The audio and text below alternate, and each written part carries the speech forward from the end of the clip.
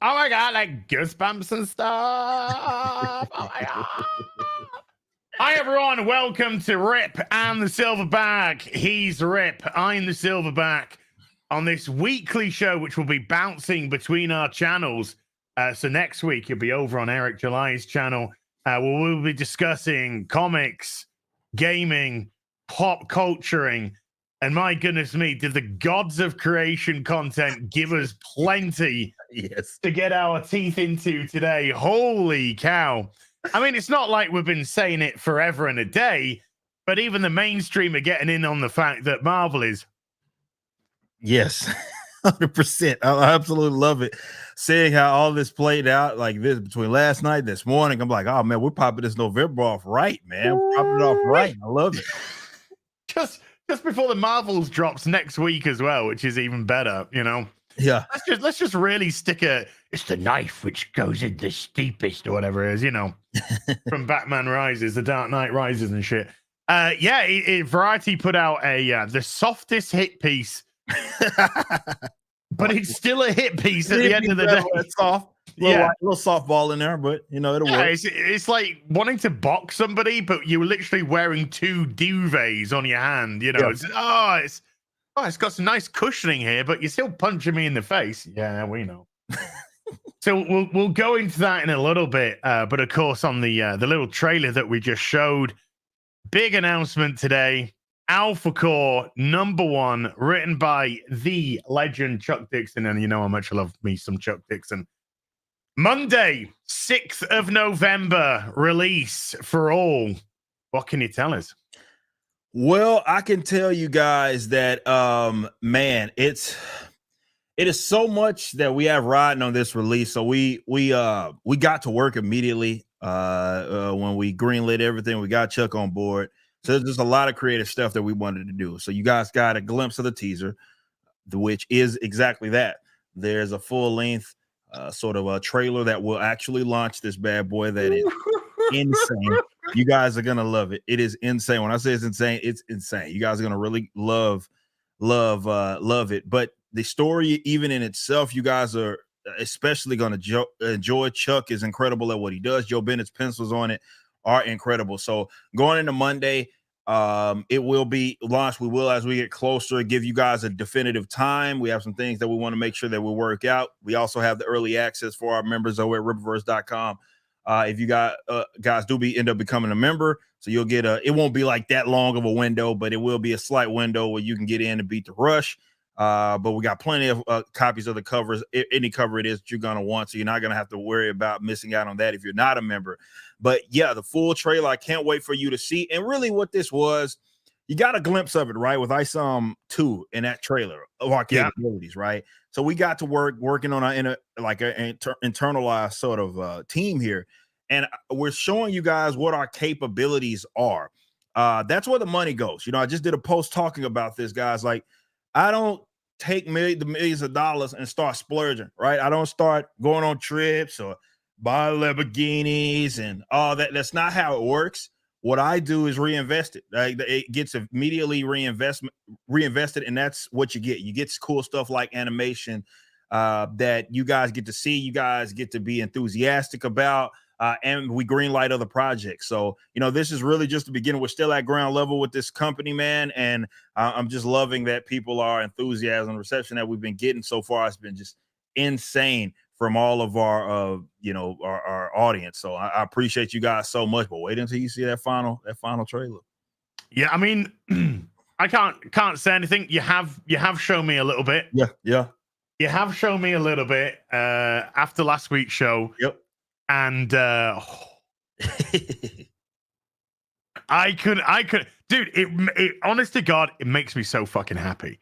It really does. It makes me so fucking happy. Just seeing your work ethic in itself. It's like blowing smoke up your ass. I've known you for a few years now. Yeah. So you know, I'll fucking rip you another one as much as anyone else. Yeah, true. But just wouldn't have it no other way. Yeah, exactly. Isn't that exactly? But just seeing the work ethic which has gone into this whole process, just the people that you've got on board to do the writing, to do the artwork, to just see the vision start to come, and then like at the end of last week's show when he just went, "Hey, do you want to have a little look? Do you want to have a little look at this?" And I couldn't believe what I just saw. And so to see that, you're doing well, you're doing very well. You could at the end of the day just go, right, fuckity bye. Yeah. Thanks everyone. I'm done. I'm good. But no, that's because that's not the attitude, and that's not the mentality that's going on here. This is a legitimate entrepreneur who wants to do something great for the comic industry, wants to change up what is an industry that's just shooting itself in the face and then blaming everyone else. Yeah. So to see something like the animated aspect of it so early on, I mean, these are steps which just aren't done till. Well, if you look at, you have to go back from the Fleischner of Superman stuff, and then when was the next animated Superman stuff? The 90s? Yeah, really, it took a long time. So these things do take a lot of process, but it just fits so well with what's going on right now. And of course, we're not moving away, but we've had 2 Isom books. Mm-hmm. And now we're getting a little bit away from that. Now we're doing the branch. Property, yeah. Now we're branching out. We're getting, of course, Alpha Core, which I've been very excited for myself. And then we got Yaira, which again, very excited. Liked a little cameo in the Isom 1, just little teasers, but little teaser of Alpha Core in there, which may be very interesting. So now we're getting sort of like the next big things in the Rippaverse, but to stick it already into a small animated piece. And of course, we're all fans, we're all nerds, we all expect the impossible. And then when the impossible's sort of kind of delivered, go, yeah, that was just like a little bit of impossible. We kind of wanted a bit more. That's the kind of like standards that we have. Yeah. And I think the audience are going to see this when this full animation comes out, the full trailer bit comes out, which, about a couple of minutes or so long. Yeah. Okay. I was allowed to say that. Okay. You're allowed to say that. Yeah. It's even, you're getting like double the animation of what you got with Isom 2. Like it's already bigger and better as far as this. So yeah, it's over a couple of minutes long.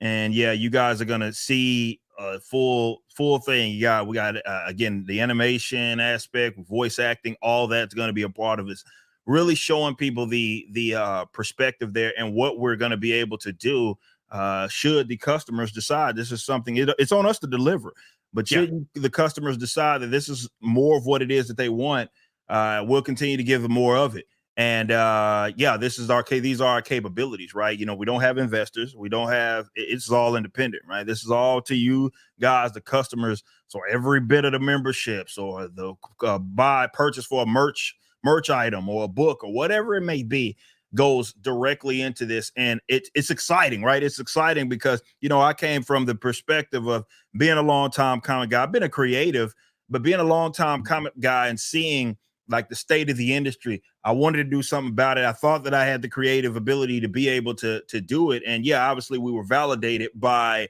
the response from the audience. And yeah, to your point, like that's what I love about it, right? It's like this next book, granted, I created the characters, but I didn't write it, right? This is something else. Like this is something we've been able to create even job opportunities for other people. I think we talked about on last show, the fact that Chuck was even a free agent is crazy. It's insane, right? It is. It's pretty crazy that that's even the case, but that's fun. People get to see this world, this universe told, this story told from the perspective of an absolute fucking legend, man. Absolute fucking legend. So I love it. And I just can't wait. Oh, shout out Dan right there. Yeah, look, gifted membership. I don't know what the diversity in the Rippaverse is going to be, but to see this gay gentleman give 20 memberships to the stream just shows that we really have connected and tapped in to all varieties of life, particularly the gay one. Shout out Dan Vask, and we have to shout. Don't clip that, Dan. Don't clip that. Don't put that on the internet. He's for sure clipping that 100%. But he did, by the way, the number of the beast. There was a video, audio that you guys can go check out. Our own Beardo actually did some voice acting at the beginning of that. That is live right now. Went live yesterday, but it's live right now. So go listen in on Dan Vask's new music. It's gonna blow your mind. A big shout out to Dan, gay gentleman Dan, for stopping by and showing us some love. But now y'all go show him some love there. But yeah, man, like this whole ordeal, man, with what's happening in the industry and being part of this solution to it, and seeing longtime comic fans be stoked about this, as creatives, as the audience members, readers, folks like yourself, that means an absolute lot, to me. It really does, because at this point of my life, right? Shout out, you got Jen and Sylvia, Yaira writers right there in the chat. But seeing their enthusiasm and stuff as well is something that just keeps me going, man. And though I am dedicating a lot of time towards this, it's worth it every step of the way. And seeing this thing grow and seeing people be just overly just excited about this is just, I love seeing it, man. I absolutely love seeing it. No, it is. It just, again, it legit warms my heart. It really does, because it's exciting, and I ain't been excited for comics for a long time. I get excited to pick up a Mark Millar book or something like that. But in terms of actually where the direction it's going, the stories, the people that they're bringing in, the ideas that are being generated, I haven't felt excited about anything in that field for a long time. So to actually sort of see this, and I can, yeah, of course I know you, but I'm still a fucking fan. I'm just on the internet, I'm just on YouTube. This isn't a job that I've like, oh, I've identified an area to get into, let's talk about it. No, this is an area that I'm passionate about. That's why I'm talking about it. And so to get really sort of excited about something which is legitimately generating a buzz. I mean, I'm just going to bring it down a little bit. Fucking makes me laugh my dick off that you should be the biggest news in comics, period, end of, full stop. And the fact that the mainstream isn't, just epitomizes why it's broken and done. Yeah. Why it's broken and done. But what's even more hilarious is these are the people who think they control the narrative in comics. They're the people that think we tell you who's doing great. Yeah. We tell you who's the top people are. We tell you who the people who you should be looking out for, the rising stars, all this kind of business. And then you go, oh yeah, here's Isom One, $3.6 million later. See ya, fuckity bye. Yeah. No, nobody, even Sean Gordon Murphy, got nothing against Sean Gordon Murphy, says some very cool things this week. Even Sean Gordon Murphy, who they really tout as like the current mainstream, the best guy out there, couldn't raise a torch to what Isom One's done. Yeah. Couldn't fucking light his tootsies. Couldn't. Yeah. There's just nothing. Nothing is comparable right now. Not a single solitary thing. That is what excites me, because it shows that we don't need the mainstream. We don't need the mainstream, and we certainly don't need the mainstream media. They hold absolutely no power, and that's one of the reasons why they hate us. That's one of the reasons why they call us all this, that, and the other. They try and diminish. They try and shame. They try and get people to go, oh, no, I don't want to be part of this group. No, don't work. We've been there. We've done that. It doesn't work. This is a literal revolution that's going on within comics right now. And I think, oh God, I think Alpha Core One's gonna fucking blow it out of the water. I'm interested to see exactly how it does. It's gonna be intriguing, man, to see, because like I said, it's just so much that's gone into this, and I just can't wait for people to just finally be able to get their hands on that. And with our faster delivery times, they won't be waiting that long for it at all. We're starting fulfillment really, really early. So it's just going to be awesome to see. And I love what it is that you brought up. And I think that's the important thing to take from this is, though they tout themselves as the people that think that, let's say, they dictate the industry, right?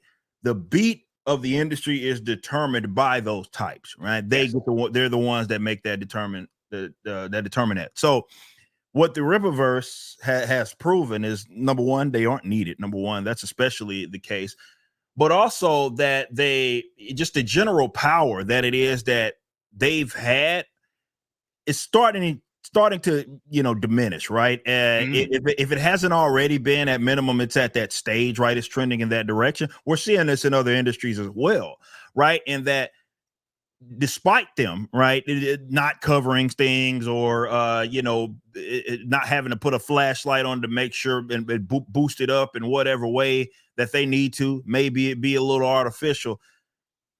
People are still going out there and being successful, and the opposite's happening as well.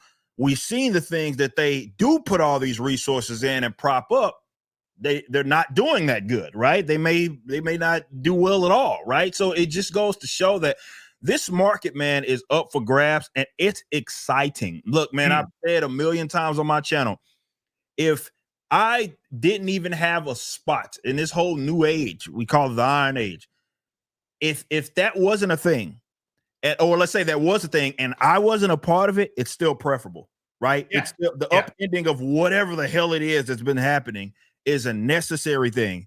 And the creatives benefit, the audience benefits from people that actually give a shit about this, being able to create freely and also be, rewarded for that financially to be out there, go out there and be great. So even if the Rippaverse didn't play a role in it, it's exciting and it's a necessary thing. So it proves exactly that. So look, man, don't look at what it is. That I know there are folks out there that hate me, and they unfortunately look at us like we're a threat to them just by existing, right? And we are. Yeah, well, in a way, yes. You know what I mean? If you look at it, but it's not like we're going out of our way to do it, right? It's not like with the example of the Rippaverse, you guys being upset, or let's say the downtrend that you guys are having, that's on you, right? That's on you. We're just creating it. Maybe that's a little bit of a side effect of the creativity, though. But you should, at least, if you are a creative person, you should at least see things like this, Rippaverse, other examples, guys that are in our space that are doing some great things. He's like Razor Fist, what he's been doing with his own project. Like, seeing these guys get out there and be great and do great things should be inspiring. It's inspiring to me when we see guys like that. We saw our own Drunk 3PO do great things with his all ages book.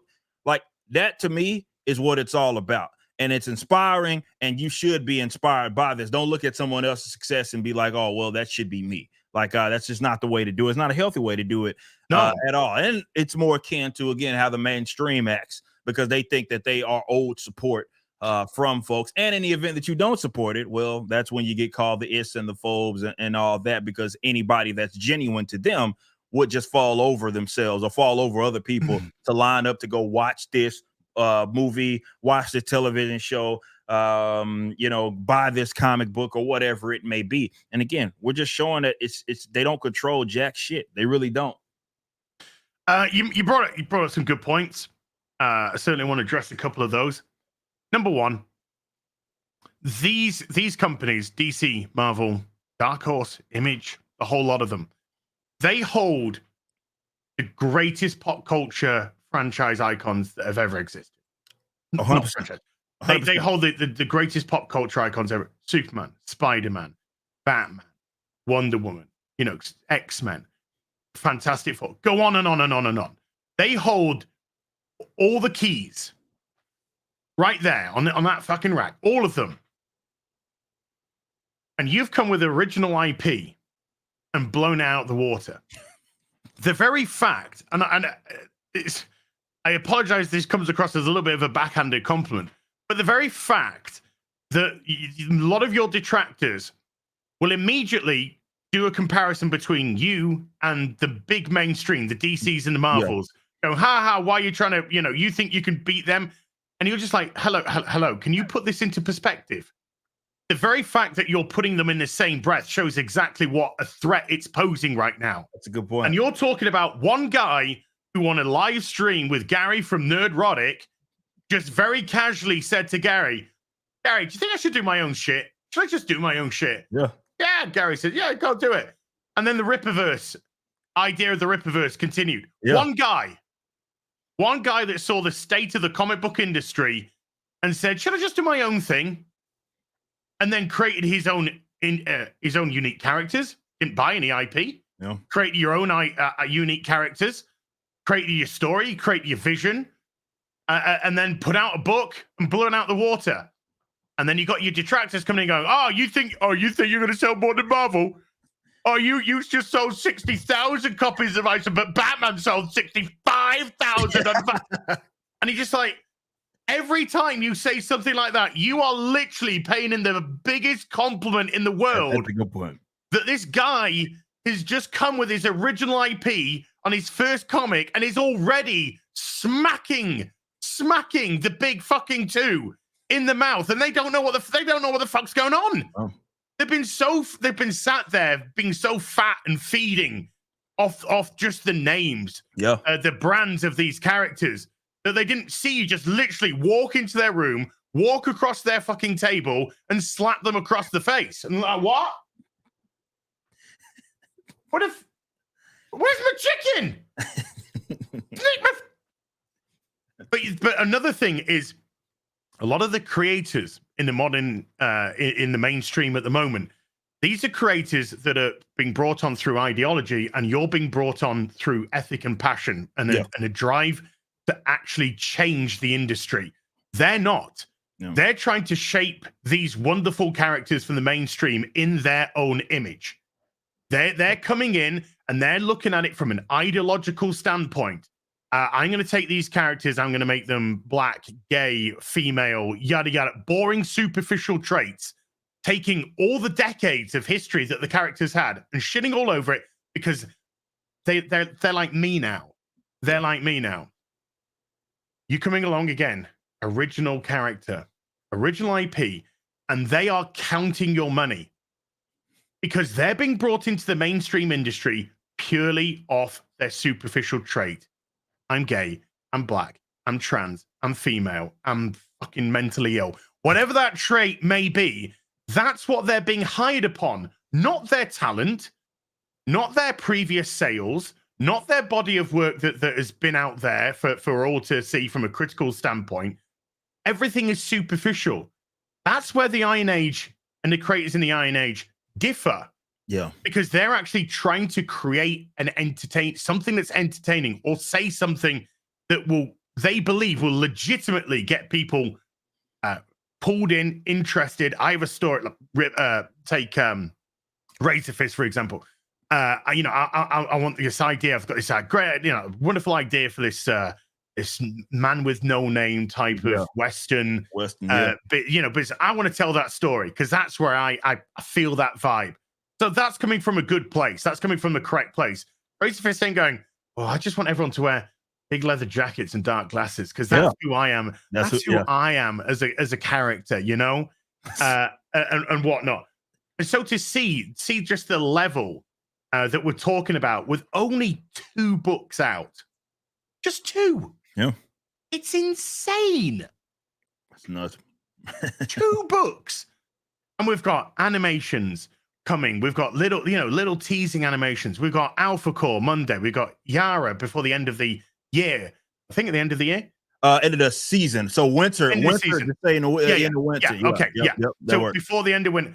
So 2 big 2 books. Yeah. And not only that, one of the things, the advantage here is these books are being put out when they're done.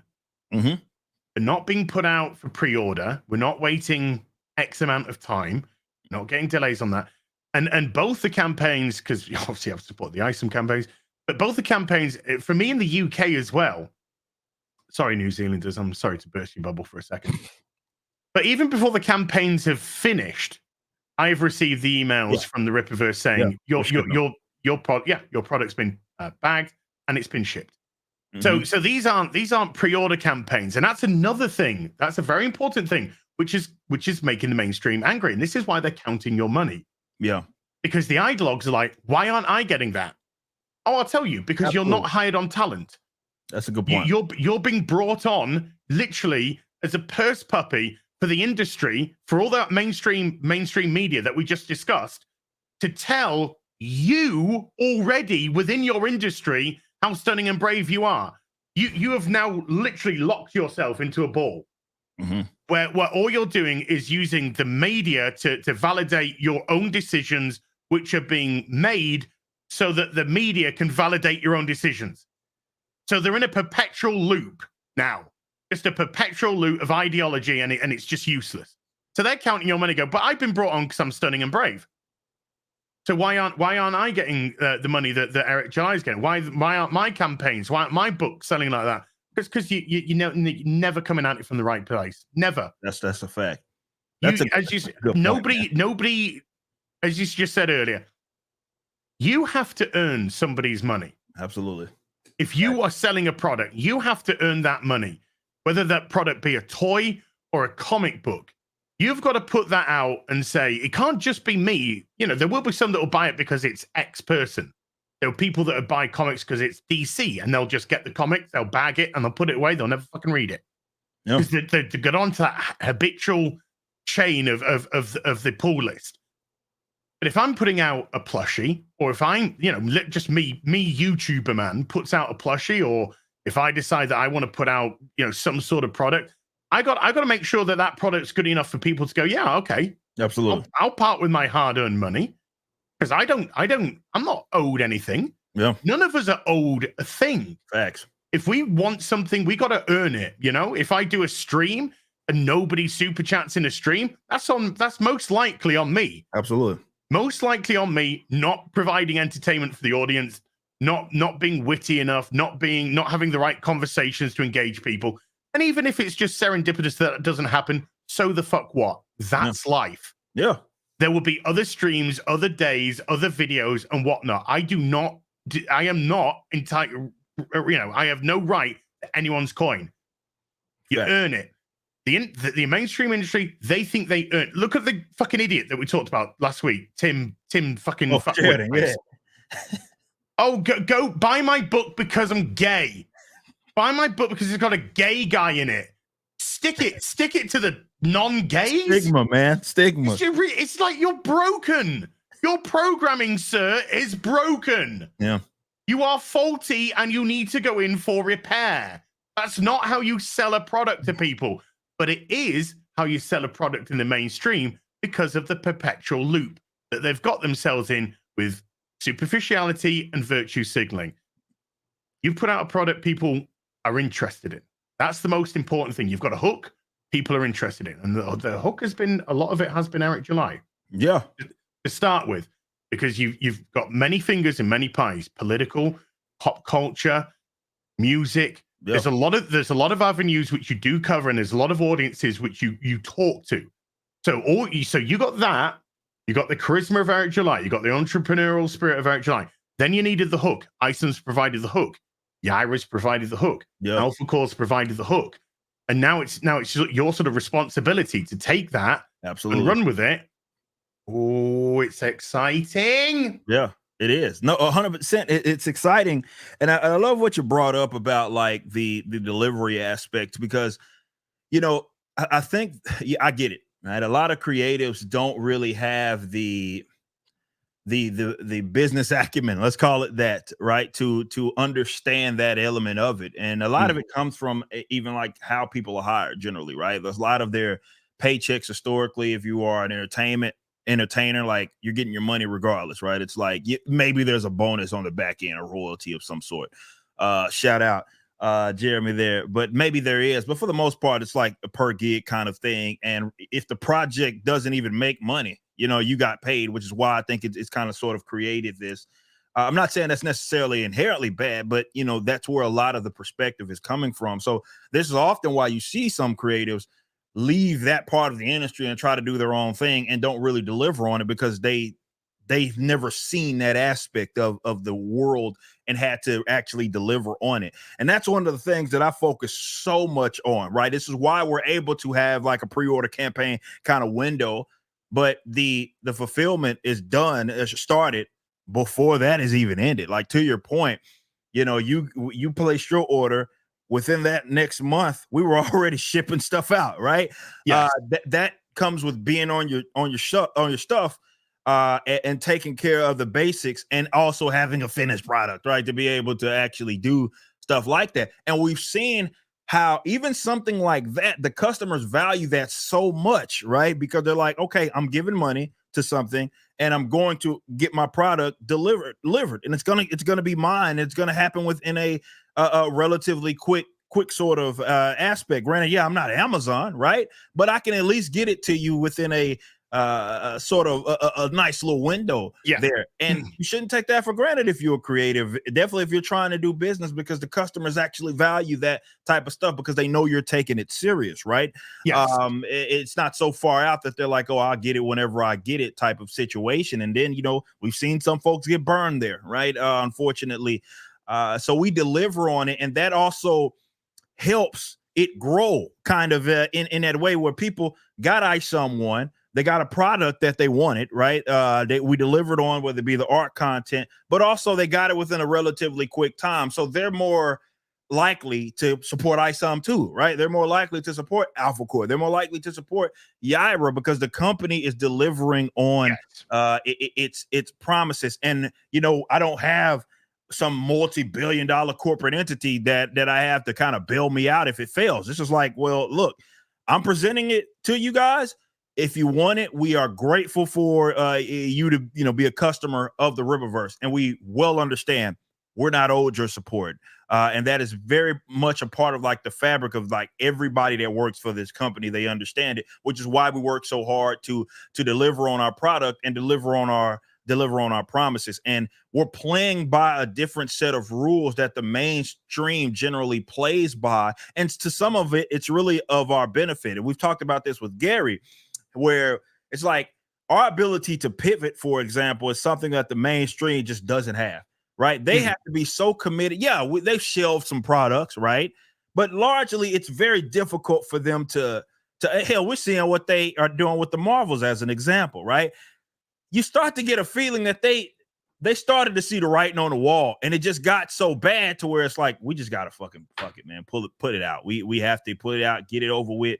We've heard what's happening with the post-credit scene to try to get some sort of enthusiasm happening here, but largely they seem to understand because they can't really pivot, right? With us, we're like, okay, I could be doing something. If the customer said, yeah, man, this is probably not the way, I get to say, well, maybe we shouldn't do that. You know what I'm saying? Well, maybe we should do that. That's what independence we sort of we have, and why we value that stuff so much, because ultimately it's about you guys. It's about the customers. It's about the guys talking about this. It's about the guys that are investing in it. And those are the rules that we play by.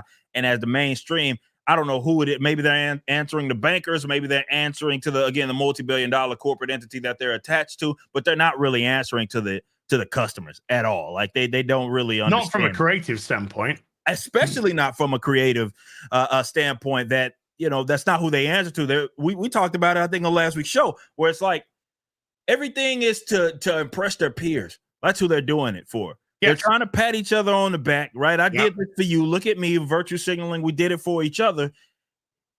And it's like you're writing a product for who? I guess yourself and your peers, but the customers aren't really interested in it, and their sales are actually showing that. The people that they appeal to, we've talked about it, are more likely to go to some pirated website and grab it and probably not even read it. At minimum, maybe take a screenshot of a panel to put it on the internet to say how I can see myself. But outside of that, they're not really engaged, and they didn't buy it. They didn't actually buy it. They didn't really invest in it from that perspective. And again, that shows you who you're actually answering to, and also who you're appealing to, right? And you're not appealing to people that actually believe in this shit. You're appealing to your peers. And if that's the route y'all want to go, they've opened up so much for us, right? As creatives, so much of a window. Like I said, Chuck Dixon, the fact that he's guys need to understand this, right? If you guys aren't comic guys, this is one of the most prolific writers of all. I often say of our generation, but then when you start to look at the receipts of all time, when you consider absolutely, the products that he has, that his name is attached to, one of the most prolific writers of all time is the important thing to mention here. It shows you the state of the mainstream comic book industry when a guy like that can even be approached by me and not be tied up with work after work after work. We look at what's going down. there you go, right there. Just literally down below me, I've got my detective comic pull boxes. Yep. I just put my hand in and pulled a handful out. And what have we got? Dixon Nolan, Chuck Dixon, Graham Nolan, Dixon Nolan, Dixon Nolan, Dixon Nolan, Dixon Nolan, Dixon Nolan, Dixon Nolan. Oh, this one's different. This one's Dixon Nolan. Dixon Jim Aparo. Fucking God bless Jim Aparo. Dixon Nolan.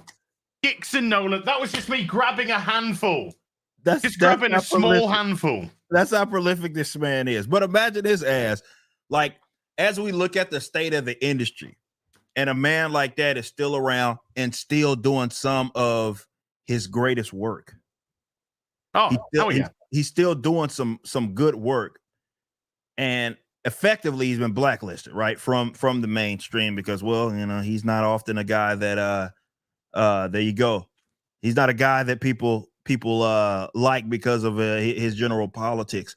But that shows the state of the industry. So I'm thankful at that. At minimum, I'm thankful for that, right? I am thankful that there is that we can get a guy like Chuck Dixon on. And he's doing so many projects unannounced. We got some unannounced books as well. He's doing so many projects for this company, but that's the state. So I'm thankful. If nothing else, I am thankful that they would be so fucking stupid that they would not be. Look, if I own DC, we're talking about trying to revitalize these properties, especially with the Bat family. I'm having Chuck do whatever the fuck I'm like, hey man, here, let's get some people back into this. But that's not who they hit up. Instead, they're hitting up folks that probably have no business near these properties, and it's affected really the entire mainstream. What we talked about, I mean, even with a new property that is mainstream because it's going to be tied to Netflix, who got the gig for the prequel comic for Rebel Moon? Max Versaggio, who, by the way, Sean Gordon Murphy destroyed this week in 4K. Yeah, saw it. Yeah. From orbit with a nuke. Hey, could you imagine Denny O'Neil telling Chuck Dixon to fuck off? Oh my God, that'd be insane. And he'd be out of a job, and rightfully so. Denny O'Neil, politically to the left. Yeah. Chuck, politically more to the right. You think he would come in? Chuck, sorry, Chuck, gotta let you go. Gotta let you go because of who you tick on a ballot once every 4 years. Sorry? Yeah, don't worry about all that wonderful work that you put out. The fact that you're currently writing Detective Comics, Robin, Nightwing, Azrael, Catwoman, Birds of Prey. Don't worry. Don't worry about the fact that you're simultaneously pretty much running the Bat family for years. You tick the box once every 4 years, not in the way that we like. Bye. It's self-inflicted gunshot wounds to the head. And then they turn around and go, why would you do that to us? Sorry? Why are you a bigot? What? You just shot yourself in the head. What do I have to do with that? It's because of you. It's the meme, right? It's the meme with the guy riding the bike. Yeah, sticking the shit in his own bike and then crying about it when he's the one that did it. That's exactly what this industry has been. A guy like that should not have been available. Again, we're thankful here, but it does speak to the state of the industry.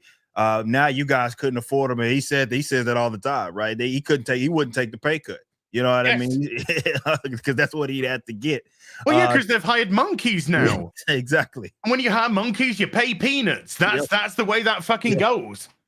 Chuck Dixon, unfortunately, is a legendary comic book writer, and just a legendary writer in general.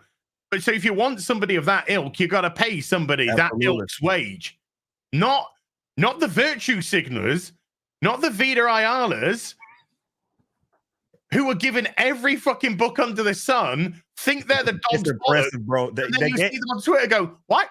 Why aren't you buying the books? We said that just because this is technically the first show, and I've mentioned this before, I just want people when I hear that name Vida Ayala, I just laugh every time because I need people to understand just how much, for whatever reason, the industry put into her and valued. If you remember DC Fandom, they made a big deal out of this Milestone reboot. Huge deal, right? It was like we're bringing it back, all this good stuff.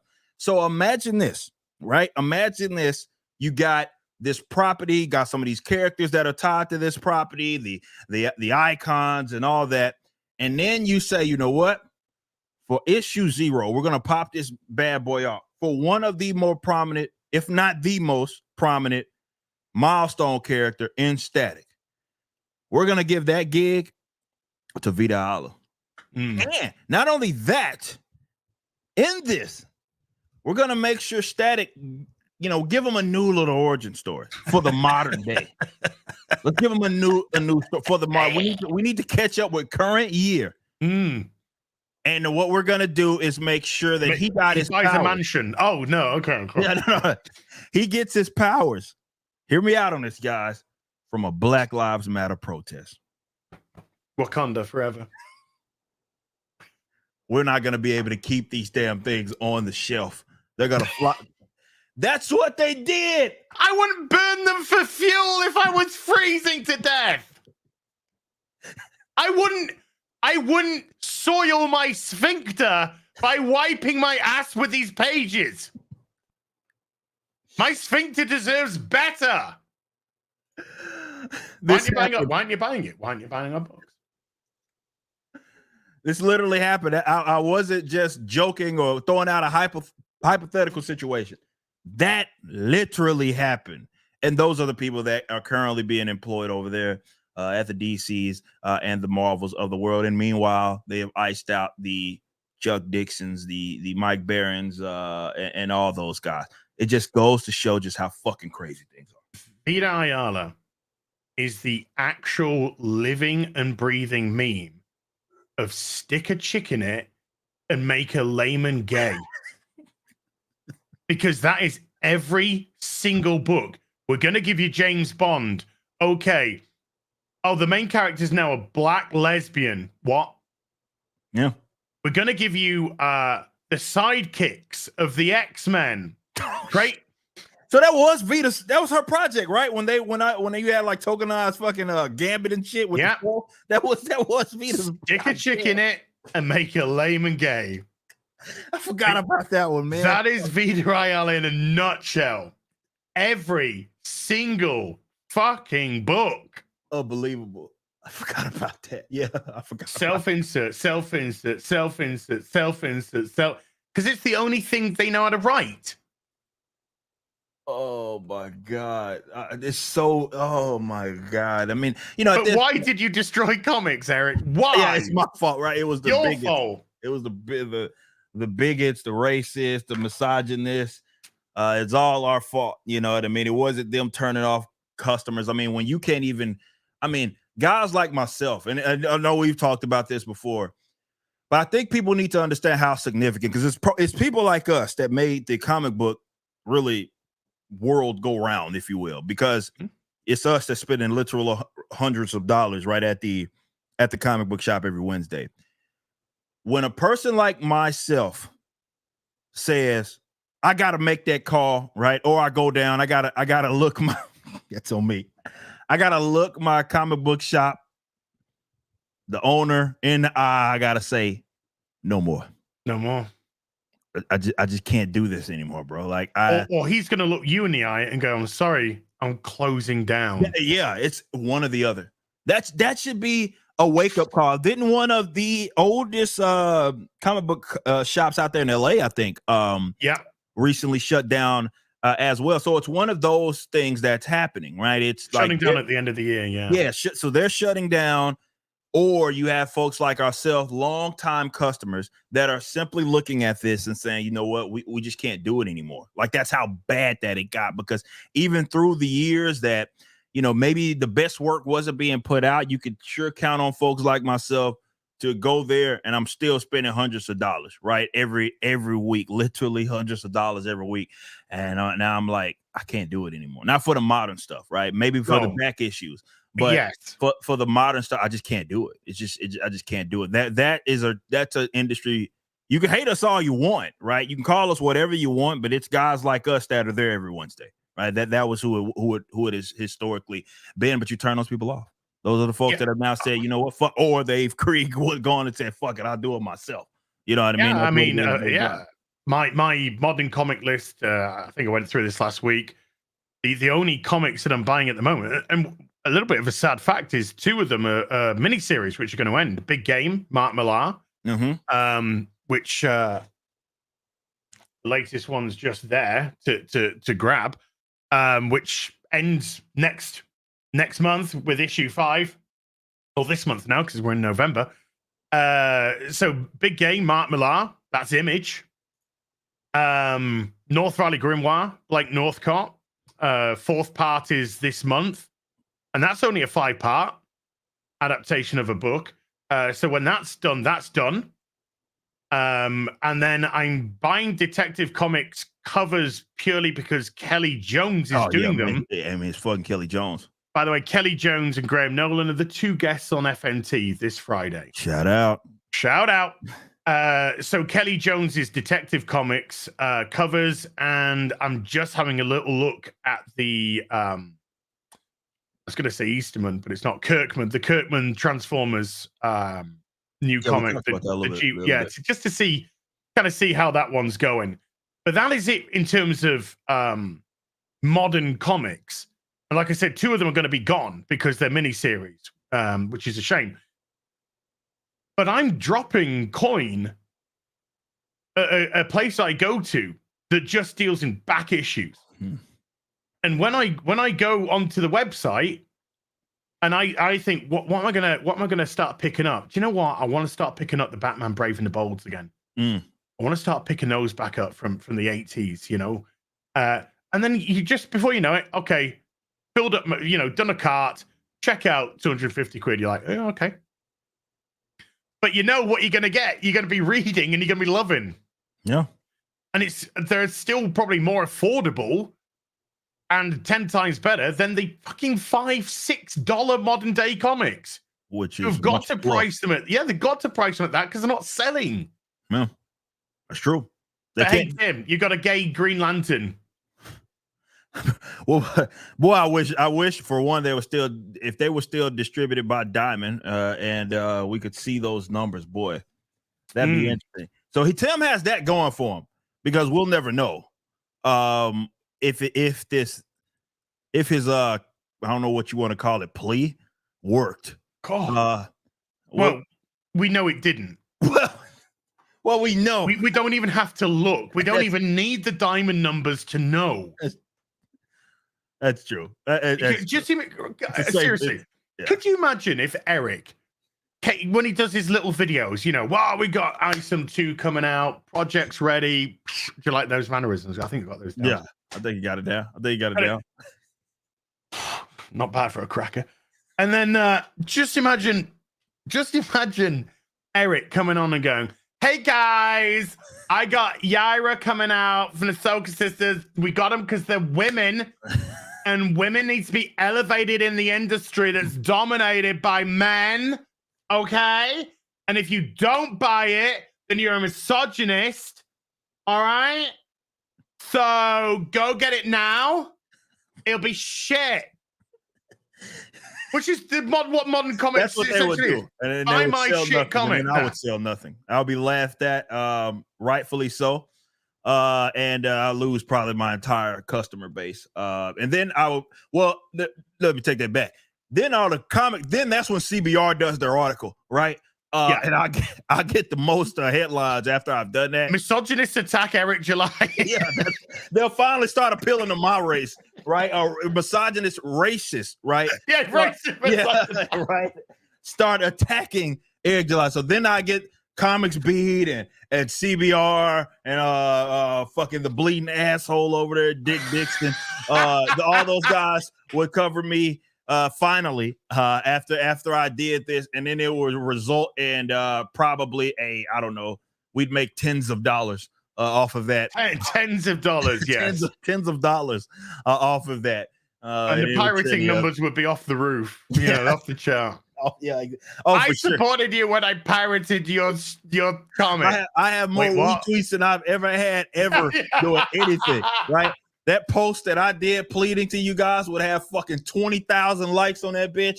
No sense. You just imagine the meeting in the Rippaverse. Everyone, I got some good news, got some bad news. Let's get the bad news out of the way first. You're all fired because the company's going out of business. But the good news is I got a lot of retweets.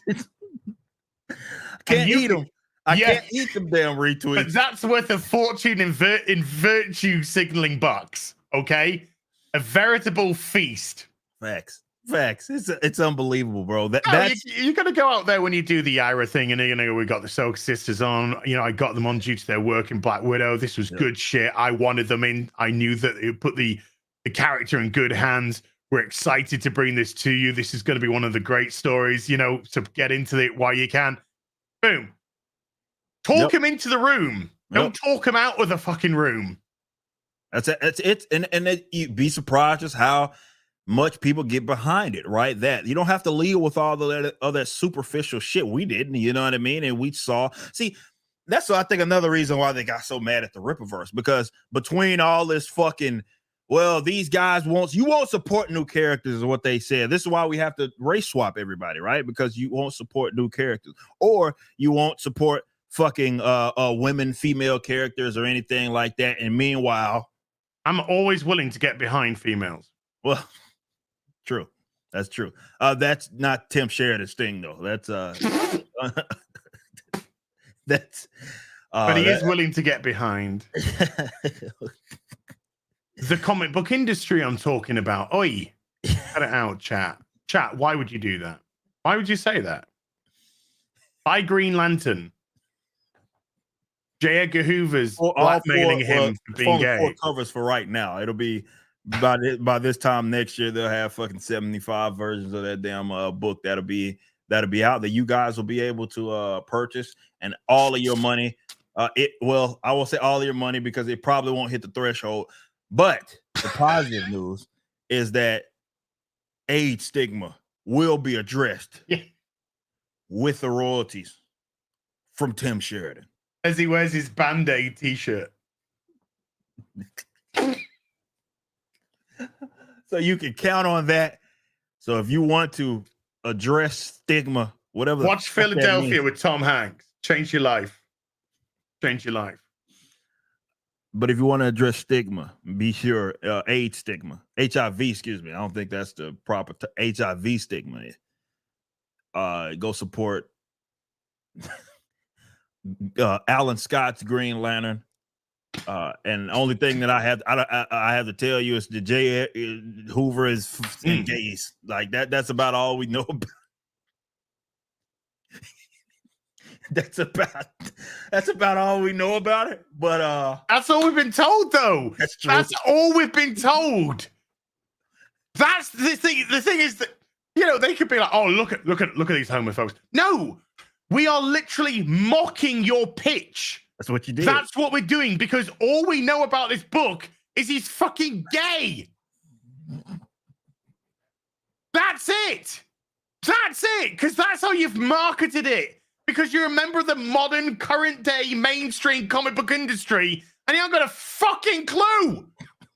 But luckily, you haven't got a fucking audience either, so they go hand in hand together. This is why we mock you. You provide us the fuel to do so. You are a joke, an embodiment of a joke.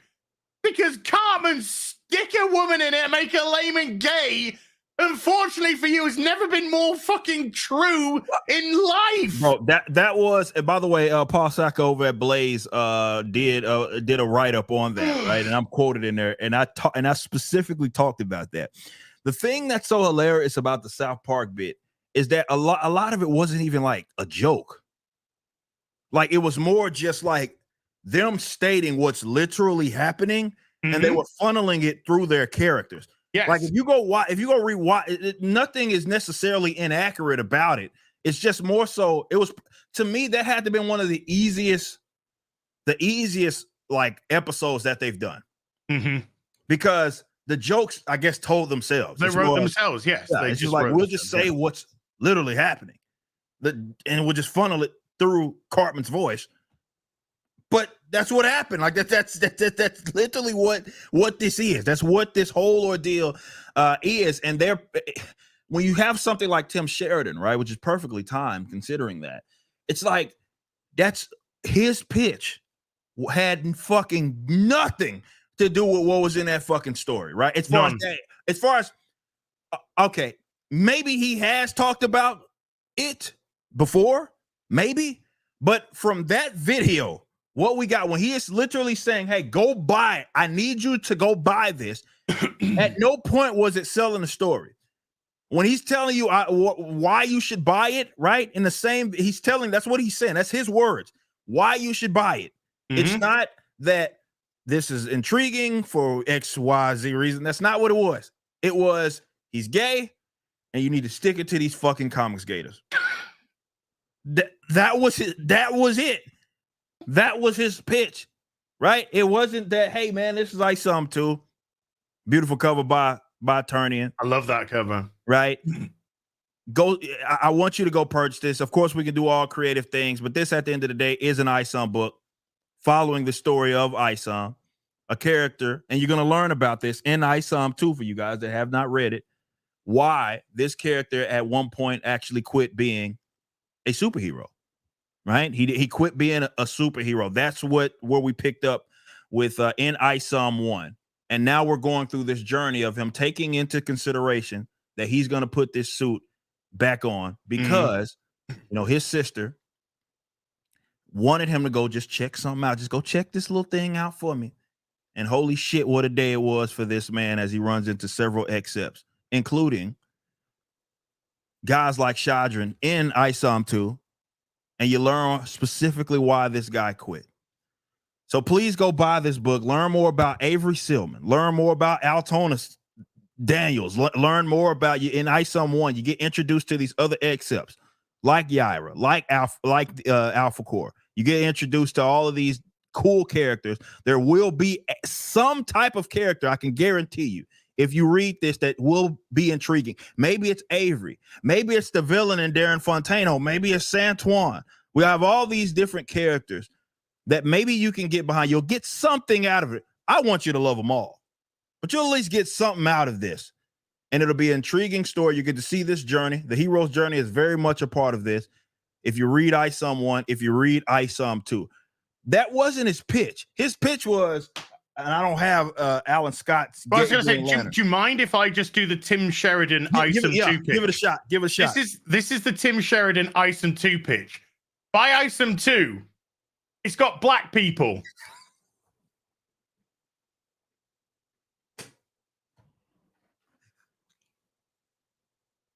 No, you got to take it to the racists too, though. So buy it to stick it to them racists, those Republican white supremes. All proceeds of my royalty will be donated to the fucking Democratic Party. To the blackity black. Yeah, whatever blackity black y'all fucking Black Lives Matter. Yeah, Black Lives Matter. It'll for sure be buy themselves a nice mansion. A nice, pretty little mansion, and throw some parties in it as well. Right? And then before you know it, the company. Let's make a video. Like, that's Let's make a video and brag about our embezzle. Yeah, that's true.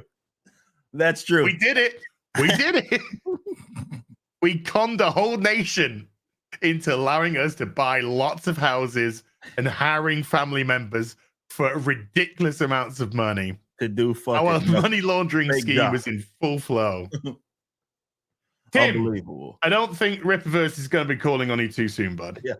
But not gonna happen. But that's the pitch, right? You keep doing what you do. That's the mainstream pitch versus a pitch for guys like myself. Sure. And they wonder why they're losing. Right? Yes. They wonder why Again, it's just not a rallying call. I just don't think that that's how it works. I mean, I'm being serious. Like, look, what reverse Lambo coming. Shout out to Kara. But no, I think what these people need to understand, and I'm looking at it from a business perspective, and you know, I've done this and talked about this in like my comics, you know, how to make money in comics videos, and just people need to understand who they're appealing to and the type of audience that you guys are chasing. And it's it's an audience that doesn't have money in the first place, and an audience that wouldn't even spend it if they had it. They'd pirate it any chance that they fucking got, right? But how about treating people like people? Like in this audience right now, there is going to be gay people. There's going to be black people. I know there's plenty of black people. I can see them in the chat chatting right now. Yeah. Maybe instead of using that aspect of them as some sort of pull, maybe just treat them like a human being and a customer. Yeah. You know, a potential customer. You don't need to pander to a potential customer because what your favorite hero pre-item, Batman. Same as mine. Yep. And the reason why you can relate to Batman, you know, this at the time billionaire white boy, was because of how he conducted himself, his drive of justice, what motivated him to become Batman, and why he doesn't kill, and all these are the things. His actual actions, his heroicism defined who he was as a character, the way that he responded to situations, the way that he turned failures into victories, all that kind of, you know, classic hero stuff. Right. That is what everybody from all walks of life can gravitate towards. It doesn't matter what color you are, doesn't matter what gender you are, male or female, because there's only two. Doesn't matter, you know, your religion, your ethnicity. It doesn't matter. Because what people, legitimate, normal human beings that live on planet Earth gravitate towards are things that we can relate to. And therefore, the superficial isn't something to relate to. It's the content of the character. And that's gone. Right. That's gone from mainstream. It's no longer content. Content of the character is a construct of the white patriarchy or some fucking shit. You know? It's now the superficial which rules over. No, that's why people are getting sick of this, because everybody, you want to appeal to everyone, then you appeal to something that they can relate to. Right. Regardless of who that character is. Like when I was growing up in the 80s, my favorite movies, Arnold Schwarzenegger, Eddie Murphy. Was I a fucking cheeky black comedian in his mid-20s? No. Why did I like Eddie Murphy films? Because he was fucking funny. Hilarious. He was funny. His movies were absolutely awesome. He himself had charisma oozing from him. And I wanted to be Eddie Murphy, which is going to be quite difficult. But as a kid, I wanted to be Eddie Murphy because I just saw this fucking hilarious guy that just everybody loved because of his charisma, his attitude, everything about him. And that's what people relate to. And that's just been lost in this wave of superficiality from superficial people. Facts. That's just absolute facts, man. And you'd be surprised just how successful you could be if, to your point, you just treat people like human beings, man. Yeah. You know what I mean? Like they are human beings, and they are, again, you're earning their dollar. You know, I genuinely appreciate this. Is why I'm so interactive with these guys. You know, I appreciate these guys because I know that this doesn't happen without them, right? So I treat them as such, right? And I greatly appreciate it. However, with mainstream guys, they treat seemingly, definitely passionate fans with contempt. Like there's something wrong with this. Is why it was so mind-boggling, even for us, because it wasn't the standard when more than they do. That's why. Well, yeah, that's true. But you remember when, you know, Henry Cavill corrected the guy during that interview, right? When he tried to say that, hey, you know, what about these toxic fans or whatever? And he was like, I don't consider that, you know, toxic, right? It's like that's his passion, right? That's just what it is. And we looked at it like, wow, like, because we don't expect that. We expect to be berated, which is insane, because these are the people that make you companies thrive, right? These are the people who you're depending on to go buy into your product, and you're treating them as if, you know, they gotta live up to your standard, right? Like you know, it's like, are you good enough to buy my product? Is how they approach it, right? Like, so because if you didn't, you know, you hate gay folks, or you hate women, or you hate black people, whatever the case may be. That's how they speak to their audience, right? And that's the distinction here, and I think that's very, very important. Haters hate. We understand that. Yeah. That's not even what it is that we're talking about. We're talking about people that have genuine interest. I mean, look at your background. Look at my background and what I have back there. Like, we probably, between the two of us, have invested.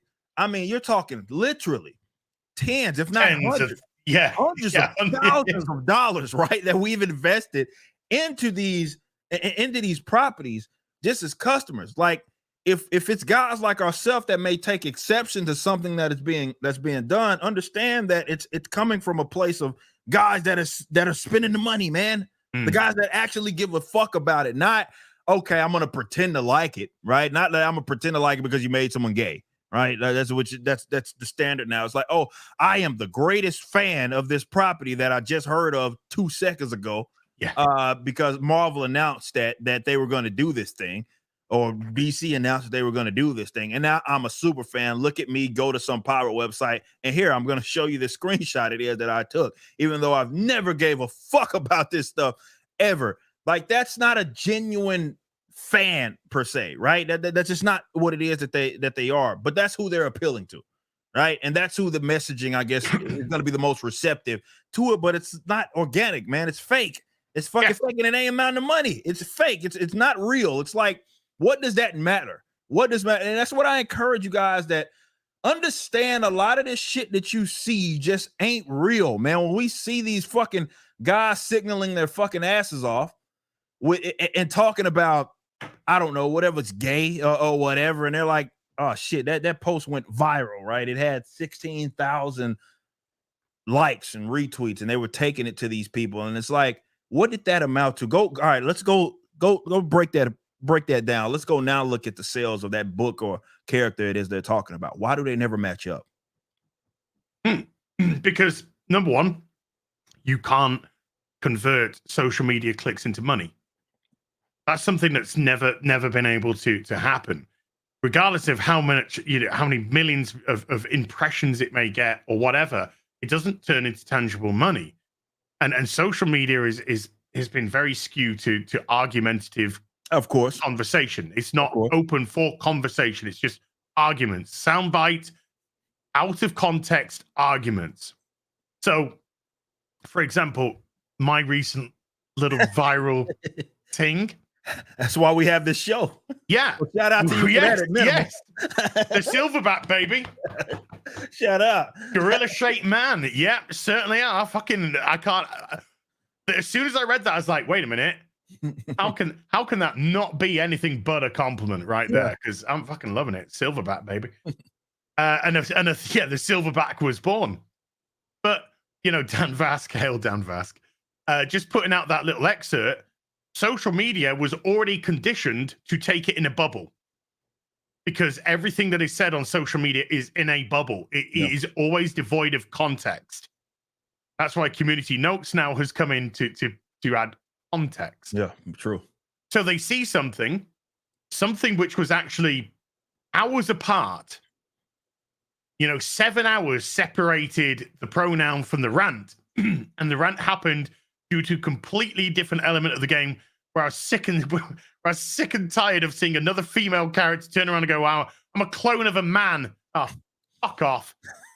It's just such current deism, and that caused the rant to happen. But social media is pre-designed to take it out of context and take it as a single entity, and then base 11 and a half years on YouTube in that one rant. That's true. That's the way it's conditioned to do. Now, all the people that dick riding it, what did they get out of it? Well, not too much. What did I get out of it? About 15,000 new subscribers. A couple of 100,000 video, views on the videos. The videos afterwards got nice little knock-on effects. I fucking love it. Mostly because the people who wanted to take it out of context and dick ride it didn't understand that actually they did that and they caught the wind of social media. What is the direction of social media? What they didn't get is because it went so viral, it actually hit the public, the normal human being. And the normal human being, a lot of them turned around and went, actually, this is kind of how I've been feeling about this shit. You know, then I get fucking mainstream media in my fucking emails going, hey, do you want to come on for an interview? Because we want to stick it to this color, the left or, you know, the blue or the red. Do you want to come? It's just like, no, you can have your little spats on it. Because I actually care about this. I'm not interested in playing your Absolutely. I'm not, interested in playing your game, your war. Let's stick it to this side. Let's stick it to that. No, fuck off. I actually do care about this stuff. That's why I do have all that. That's why I've got fucking cabinets there full of fucking G1 Transformers and Lego and all kinds of shit. That's why I've got 3 boxes, mid boxes of comics down there, all my detective comics. And then in my bedroom, another 21 in my fucking wardrobe, just stacked up, taking a picture of it. If you want, hey, shows your long boxes. Boom. There you go. Fuck off. Yeah, go fuck. Statues galore, the whole thing. Because I actually do care. Yeah. And we actually do care. Absolutely. And I was saying I think it was on the real BBC yesterday, it might have been F&T, it's one of the two. It's on social media how you'll get what you just mentioned, the knowledgeable fan who just discovered it yesterday. Because they went onto Wikipedia and they read Wikipedia and now they know everything there is about this character ever. And they come at you going, oh, you're not a fan. You're not this, you're not that. You're not, and then you'll do a video and there'll be this in the background and they'll go, look at the man baby. Yep. Look at the man baby with all his toys. And you're just like, oh, which is it? Yeah. Which is it, Sunshine? Is it we're not fans? Or is it we're too much of fans? Now we're man babies now because we are fans. So which is it? And then as soon as you see that, and we've been in this business for a long time, we know how this fucking shit works. When you see that, you're just like, you have nothing I need to hear. Yeah. You are absolutely irrelevant. And so when I went through the thing, what I took out of it was I got new subscribers. A lot of the dick riders actually came under a lot of fire from their own audiences, which was quite funny. And I came out of it A-okay. I love it. Fucking love it. That shows you, what's real and what's not, right? A lot of this shit is made up. It's fabricated. It's just not real, man. It's just not fucking real. And I think that's where, unfortunately, a lot of people, especially creative people, man, get to trying to appeal and chase that. Right. And these are not genuine fans. Shout out. Lana Torres there, pretty good, actually. That's pretty good. But she's a woman, so fuck that bitch. I'm pretty sure all the people virtue signaling cannot afford that. No, they don't have the capital. Let's just say that that's not what it is they have. But that's who the mainstream chases. And I don't understand it. Maybe it's a little status. But I don't actually understand it. If I'm gonna be completely honest, because I actually definitely, as an owner of a company, look at the bottom line. I have to, right? So I'm looking at us getting pats on the back, us getting co-signed and a great headline from some mainstream comic book writer. What good does that do if it's not translating to sales? Nothing. That does us no. I cannot pay my employees or contractors in retweets or virtue. Oh, especially that. Karen, do you want to take some virtue bucks this month? Yeah, exactly. Worth their weight in shit. Facts. I can't do it. I mean, I could. I'd just be out of business, and these people will no longer be employed if that was who I was chasing. So, for sure. If I can offer any advice to people that are seeing the writing on the wall, that are going to leave the mainstream, if you're going to leave the mainstream to continue to chase the people who the mainstream guys are trying to appeal to, you'll be broke in no time. And then you'll be putting up GoFundMe's, which is, it's a standard for a lot of these writers these days anyway. But they're getting all the work. That's true. They getting all the work, but for some reason, hey, I'm having trouble paying rent this month, and I'm like, You're getting the gigs. I don't really. Also, the pats on the back. You've been co-signed, guys. Why? How could such a thing happen after you've been co-signed by the mainstream peers of yours? As if it's all absolute bullshit. It's as if it's bullshit. It's nothing but absolute bullshit. Oh man, that's fucking hilarious. But I know we want to for sure go over that variety shit. But I know you probably want to go to the super chats. Yeah, we got a couple of things. I actually want to plug a couple of people, ladies. That wasn't a Ahsoka sister joke, by the way. Oh my god, 2 for the price of what? Come on, stop it. Graham Nolan has his Chinu plushie out on his Compass Comics website, compasscomics.com. I'll drop the link. I love that he's doing it on his own website. Yeah, doing it on his own website. I like it when stuff like this happens. I just dropped the link in the description. If there's any mods, if you could copy paste that and then post it out throughout the course of this stream, that would be fantastic. There is only 500. That is it. There is only 500, and I think it's 12 inches tall. Yeah, it's 12 inches tall. Ladies, if you want 12 inches from me, we're doing it 3 times, and then you're adding it up.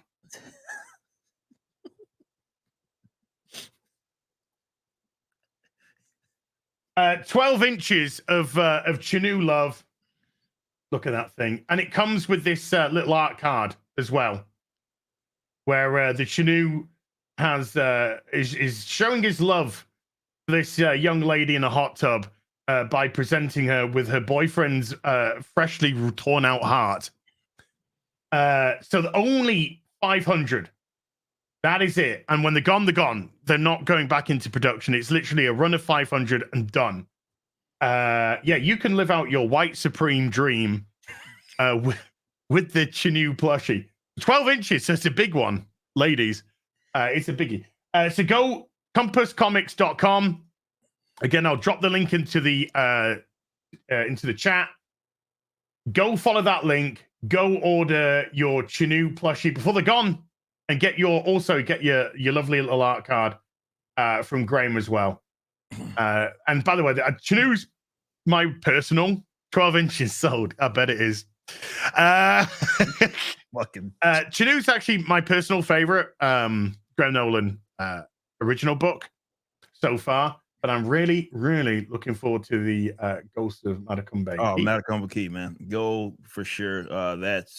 I think they're entering into like the last week. Yeah, we're going to get... we've got Graham on FNT this Friday. Graham and Kelly Jones. And we're going to go to Kelly Jones now. Because his Ghost of Matacumbe Key is going to be ending.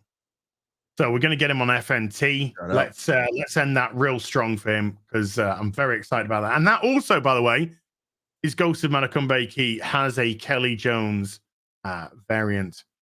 And I think possibly glow-in-the-dark cover. There is a glow-in-the-dark cover. Oh, no, the glow-in-the-dark is out someone else, but there is a Kelly Jones variant. But Kelly Jones and Matt Wagner are doing superb at the minute with their Dracula Volume 1, The Impaler comic over on Kickstarter. If I just copy the link. Now, if I put this link into the chat as well, currently up to 132,000, which is absolutely fantastic. 15 days to go. Matt Wagner of Grendel fame, Kelly Jones, of course, of Batman fame. And this is looking outstanding. Kelly Jones cover, Matt Wagner cover, and it's all Kelly Jones interiors. Just look at that. Man, he's Kelly so fucking good. I fucking love this picture. This is just to me so sort of Neil Adamsy. You know, that cover with Ra's al Ghul's appearance where he's over the castle. Yeah. I just really see that. Absolutely gorgeous stuff. So please follow the link that I popped into the description. We are going to have Matt Wagner and Kelly Jones on the Real BBC on the 14th of November, 3 days before the campaign ends. Both of them are coming on. That'll be on Gary's channel, 14th of November. Yeah, Matt really enjoyed the Real BBC with Kelly and said, "Hey, of course, no problem at all, Matt. Yeah. No problem at all. So please go support those 2 campaigns, and then we have Alpha Core coming out on A lot of Monday. good stuff happening right now. Unless, of course, you're a Rippaverse member, in which case you can Yeah, go you'll do get it a that. little early. You'll be able to get access to that stuff a little early. So you might want to become a member over at rippaverse.com. We got Kara in there. Can get you guys set up on that. She is in the chat. So shout out. But I love to see that. Big shout out to Kelly Jones. Big shout out to my man's Graham Nolan as well. Love what he's doing. And go support Compass Comics. Got to Joe Frankenstein stuff he's done with Chuck Dixon as well. There you go. Look at that. And he showed off the original on Insta or word? Twitter the other day. Yeah, and I was just, oh my God. I'm saving up for a house at the minute, I thought, and I was thinking to myself, fuck it. Just say, Graham, how much? I'll fucking buy it. I'll take it right now. Of course, Graham sent me a page from Detective Comics 701, which is actually there. He sent me a page, the original page. Crazy, man. That made that comic. That's I insane. read as a teenage boy. That's fucking insane. I love it. All right, let's smash through supers, and then we'll go through some of the variety stuff. The Beast has been a Witcher for 13 months. Says, aloha, Silverback and Ripper. Glad you gents decided to make this a weekly thing. Me and many others really appreciate it. As always, remain blessed. You too, dude. And I need to have a progress report on how you're doing, by the way. Isaac S. with a Bard for 9 months. Thank you, Isaac. Irish Not Sane with a Witcher for 18. Says Silverback and Ripper comic when? I got a lot of guys asking for that, man. Once they saw our little cover art, man. That's pretty cool to see people like, I want this to be a fucking comic. I love that.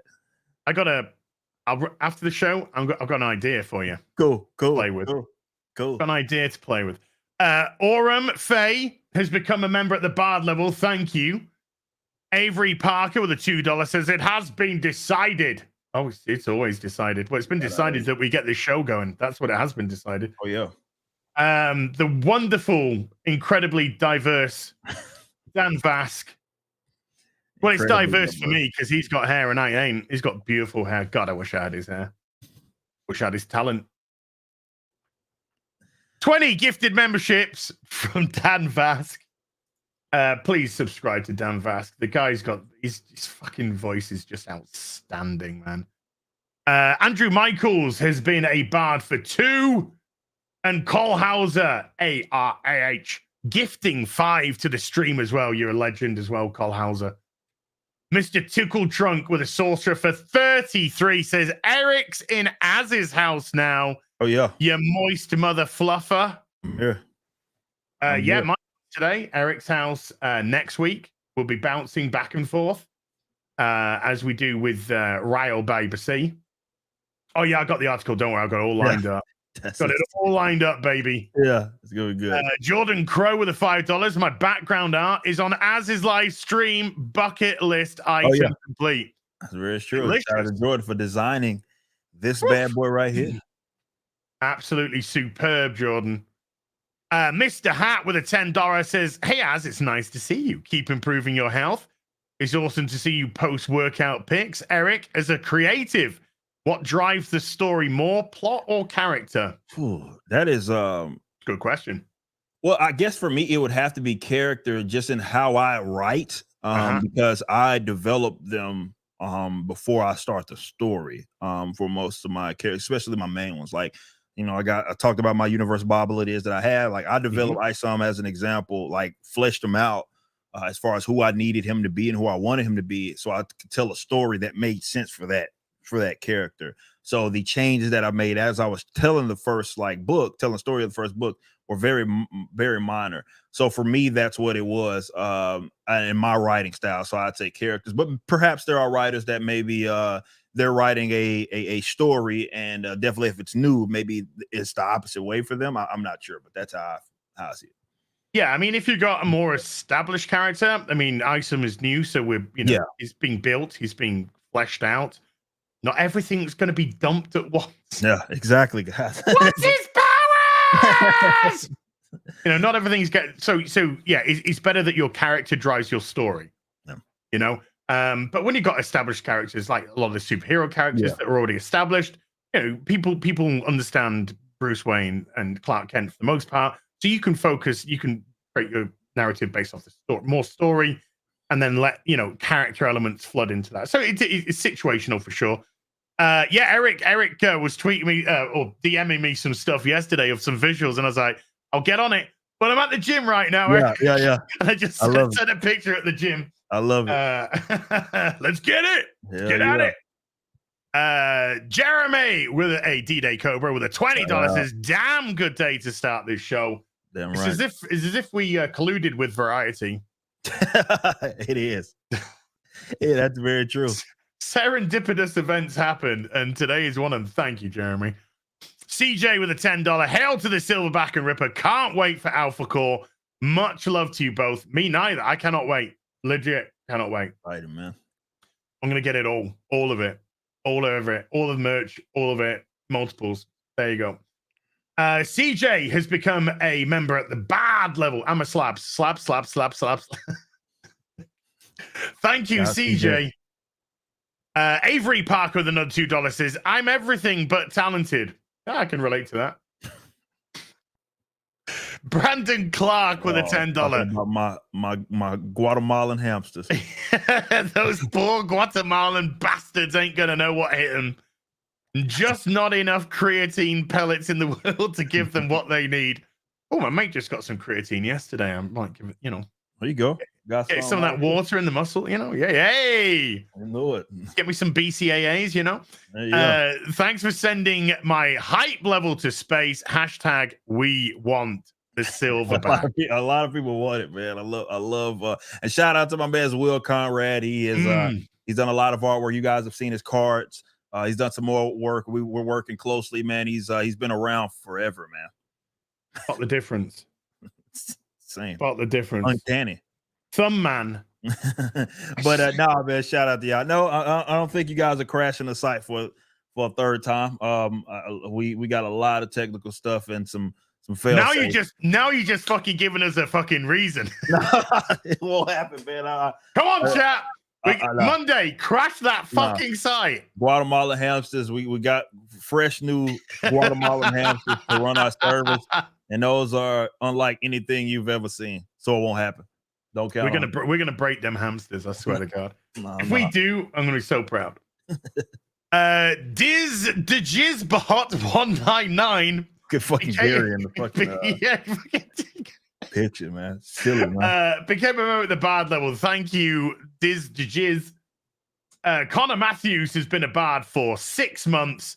AT with a 20 Norwegian. As game, the bed we made. Check it out for a giggle. Oh, it's a game.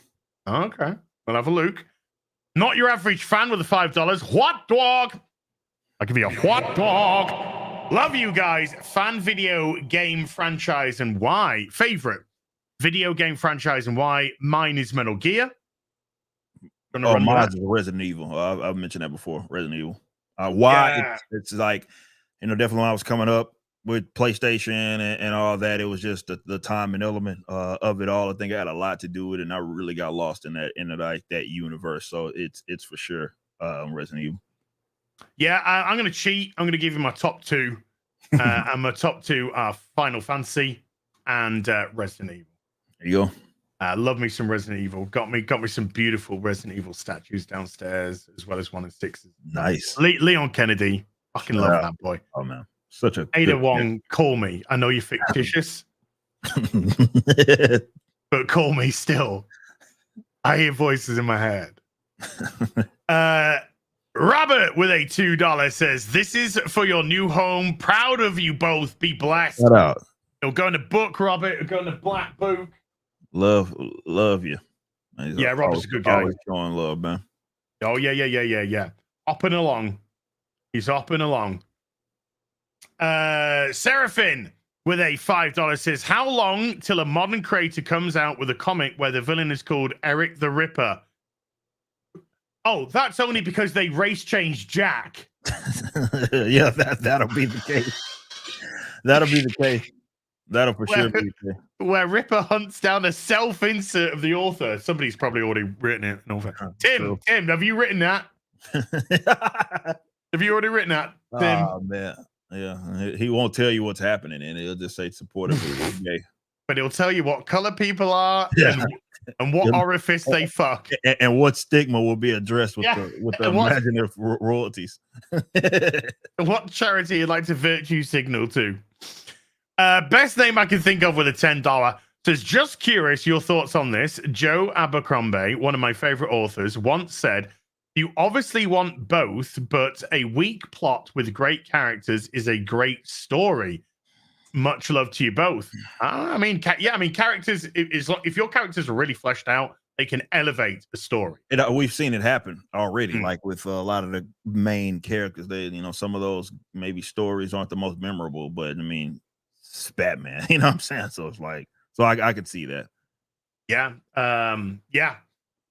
I mean, I would say Doctor Who, Pete Capaldi had some terrible scripts to work with, but the character of the Doctor, he played it so well that it was the Doctor that elevated the script, essentially. But you can even put it into many other facets of entertainment. Beetle Johnson with a 50 says, I need a Silverback hoodie. I don't know. Maybe we'll do some ripping the Silverback merch. I don't know. That'd be pretty fucking sick. Oh, I did see a few people asking, when is this going to go on a t-shirt? Yeah, that's true.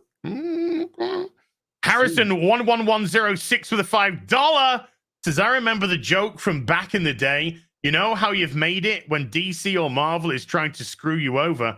I wonder what the joke is now. That's a requirement to work over there. Yeah. In more ways than one, if we're talking about screwing you over. I don't know if it's a joke. It's a prerequisite. Let's call it that. These days. CJ with a $5 crossover idea for you guys. Isom and Yaira action figures on your hot toy streams. Yeah, a lot of people have asked for that. We obviously have the animation wing that we're hoping launches us into kind of some new ventures. And I really want to do that bad. I really do. It's just a matter of making the dollars make sense for that. I will say, and I've semi-announced, I'm not going to until ink pen meets pad. Let's just say that. But I have had some conversations, and people have knocked on our door and have given us some collaborative opportunities. Let's say that with some statues and stuff like that. So we'll see kind of when and where and how that gets entertained. But it's a lot of opportunity. Reading between the lines, Todd McFarlane toys coming soon.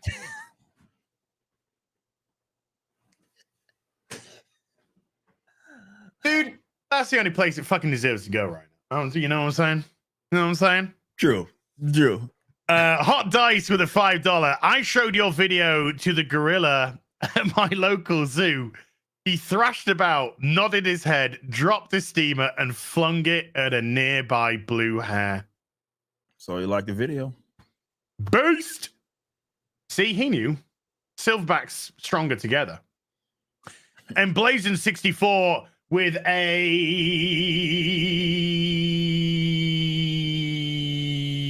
Sorcerer for 9 says, will Peeping Tom or the Silverback be put to a comic page first? My. There's a lot of thirsty, hungry people out there. Yeah. Scorpio04 with a $5. Silverback would be a great mob/gangster villain. Just saying. See that. Ministry of Wrongthink with a $2. So does this mean Az is invited to the barbecue? Absolutely. Yeah. 100%. You having a barbecue? Oh, if I have one, yeah, for sure. Right. Top of the list. Scorpio 04 has become a member at the bard level. Thank you, dude. Coalee with a $10. Not gonna crash your website. That sounds like a challenge. Yes, it does. It's not gonna happen, man. you're gonna have to invest in a hamster farm in Guatemala. That's what whole fucking gang of them. it's gonna be like the Prestige. You're gonna have to create one of those machines in the Prestige that just duplicate fucking hamsters.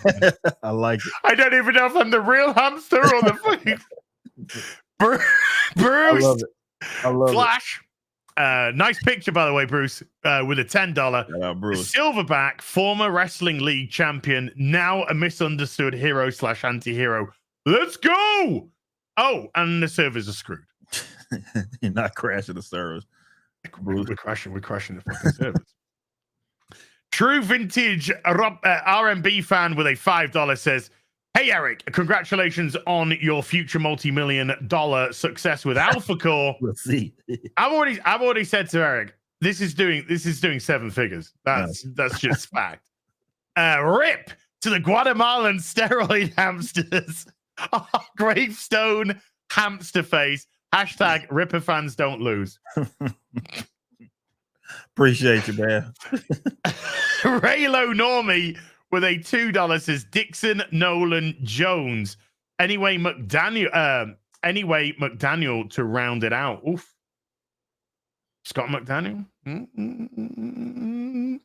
Sheepsidian with a $20 says, because I'm a fan of articulation, I would love to see some Ripperverse SH fig arts. Ooh-wee! I would like some Koto Bukiya statues as well. There's the cutesy ones, aren't there? You know, the sexy cutesy anime ones. SH figure arts. I mean, oh my god, they'd be so perfect for Ripperverse characters. That's got it. Has that got it? No, it hasn't got us. Nearly though. Andrea K has become a member at the bad level. Neo Nimbus with a $5 says, so we can't crash the site? You want to bet? You want to bet? You want to bet? Keiko Long with a $2 as/Ripper next G&G Party Animals duo hail. Oh, if we're doing duos, it's Eric and I. Oh yeah. We're just fucking running the show. Yeah, we're winning. 100%. God, I watched all of it the other night. All of it from your perspective. It was fucking insane. Man. I was sat down on the sofa in my front room, and Kara and I are just DMing each other. Yeah. Fucking running commentary on this. It was so fun. Dude, they knew the threat. Of course, they knew the threat. Fucking Krista posted the video footage, the evidence. Yeah. Of me being, I don't know if I had to be the first guy to ever get double thrown. I didn't even know you could fucking do that. Right? Where Melanie Mac and Krista literally both picked me up and tossed me in the fucking water, man. They knew I was a damn threat. They knew it. When you're on the ice and you got the nunchucks, I was I was fucking in tears. Absolutely in tears laughing. I was like choking. I was laughing so hard I was just ending up coughing my guts. I was just choking with laughter. So good. Get the fuck out of here. Fuck out of here. You're gonna fuck out of here. Out of here. I was fucking so many people up with that damn nunchuck. I have been asked to come on. The problem is it starts at like 2 o'clock in the morning my time. I'm okay with that to a degree, but it's when I play, you know what I'm like. The Silverback ain't got no fucking chill. Okay, so I want to be vocal. Yeah, and it's very difficult between the hours of like 2 to 4, 5 o'clock in the morning that's tough, man. That's tough to not wake the neighbor. You know, that house is empty right now. That house ain't. Yeah. Tamani 3905 with a $5. Glad to support your new YouTube collaboration with what little I can afford. Now little about $5, dude. Now little about that. It's very generous. Keep up the great work, both of you. Thank you. And Brandon Kenobi has gifted a membership to the stream. So thank you, Ben Kenobi. I mean Brandon. Sorry, let's go, Brandon. Appreciate you. Thank you very much. Right. Let's have a look at this. And thank you, everybody. Yeah, shout out. Boosh. Here we go. This is today from Variety. Crisis at Marvel. Jonathan Majors' backup plans. The Marvels reshoots. reviving original Avengers, which I can tell you right now, I know for a fact they are talking about and have been discussing at Disney, and more issues revealed. Well, I'll just be complete. I'll just be open with what I know from the get-go. As soon as the final screener for the Marvels went out, this is the one that was cut down to 88 minutes of the actual show. By the way, 88 minutes of the actual show, 140 minutes in total with the credits. The conversation was, how do we get Chris Evans and Robert Downey Jr. back? That was one of the conversations. The other conversation was, we just need to get this out and get over and done with. This past September, a group of Marvel creatives, including studio chief Kevin Feige, assembled in Palm Springs for the studio's annual retreat. Most years, the vibe would have been confident, even cocky, given how the premier superhero brand owned by Disney since 2009 has remade the entertainment business in its image. But this occasion was an angst-ridden. Everyone at Marvel was reeling from a series of disappointments on screen, a legal scandal involving one of its biggest stars, and questions about the viability of the studio's ambitious strategy to extend the brand beyond movies into streaming. The most pressing issue to be discussed at the retreat was what to do about Jonathan Majors, the actor who had been poised to carry the next phase of the Marvel Cinematic Universe, but instead is headed to a high-profile trial in New York later this month on domestic violence charges. The actor insists he is the victim, but the damage to his reputation and the chance he could lose the case has forced Marvel to reconsider its plans to center the next phase of its interlocking slate of sequels, spin-offs, and series around Majors' villainous character, Kang the Conqueror. Any comment on the initial phases of that? Look, not surprising, at all. That's a kind of elephant in the room situation. I would have stated, though, minus the, well, let me say this.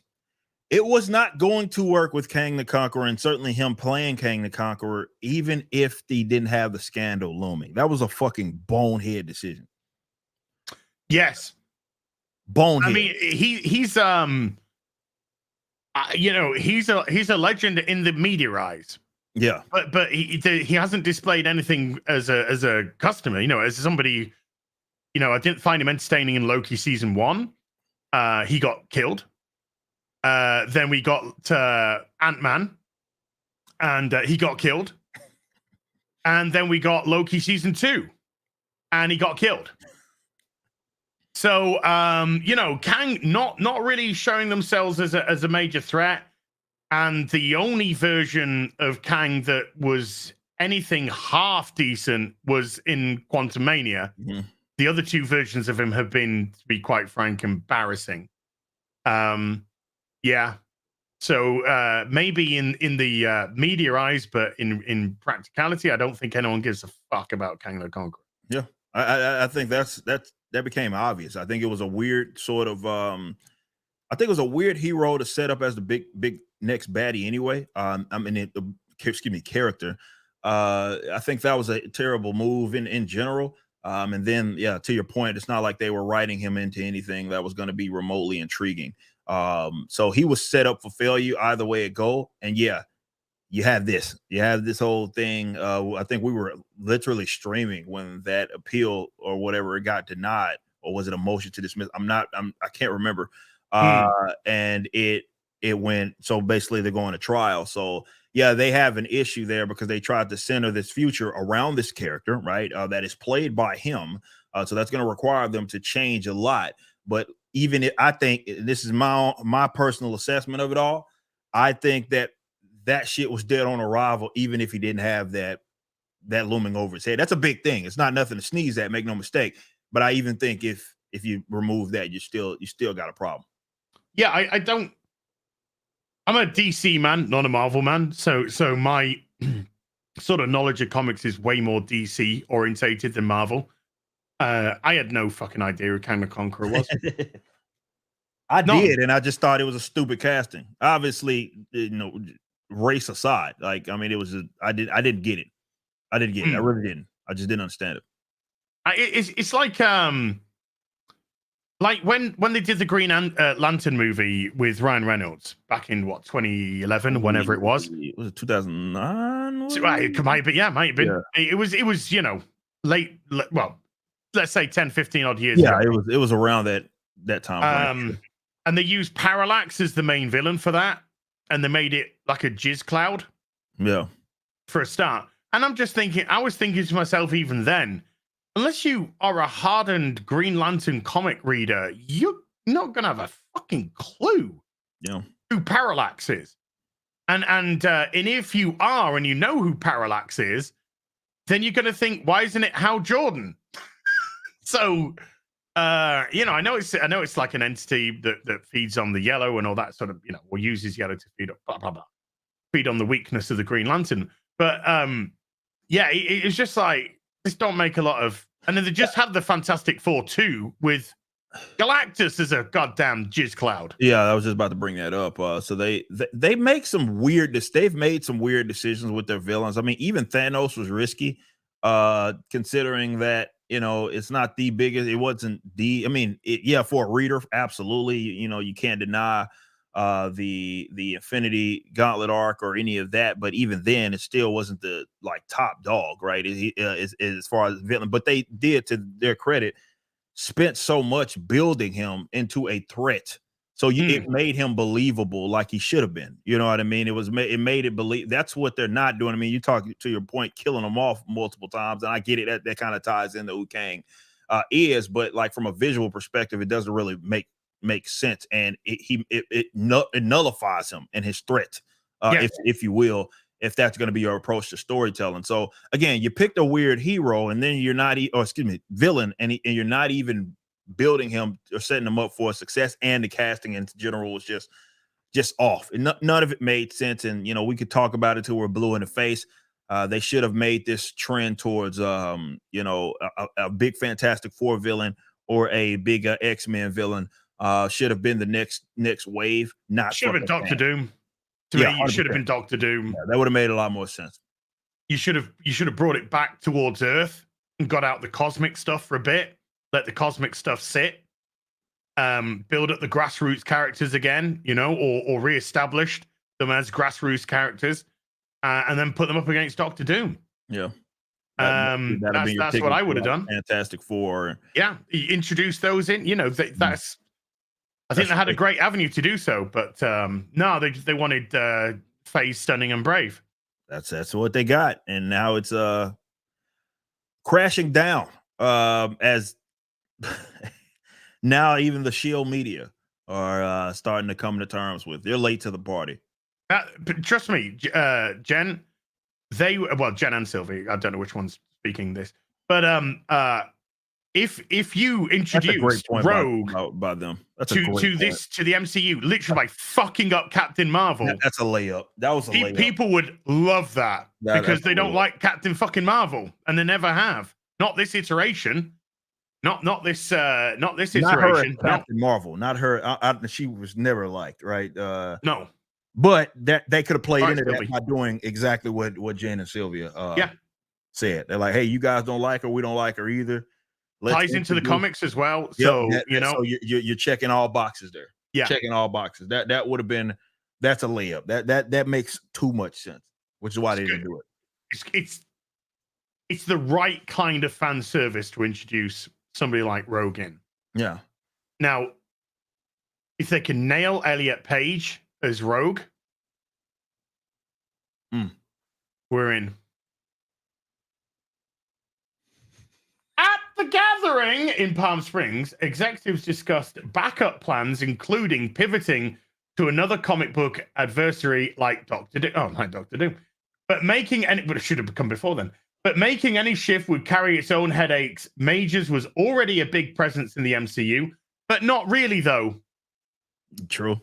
Not really though, because nobody in reality is watching Disney Plus. So the only time they've seen Kang is Quantum Mania,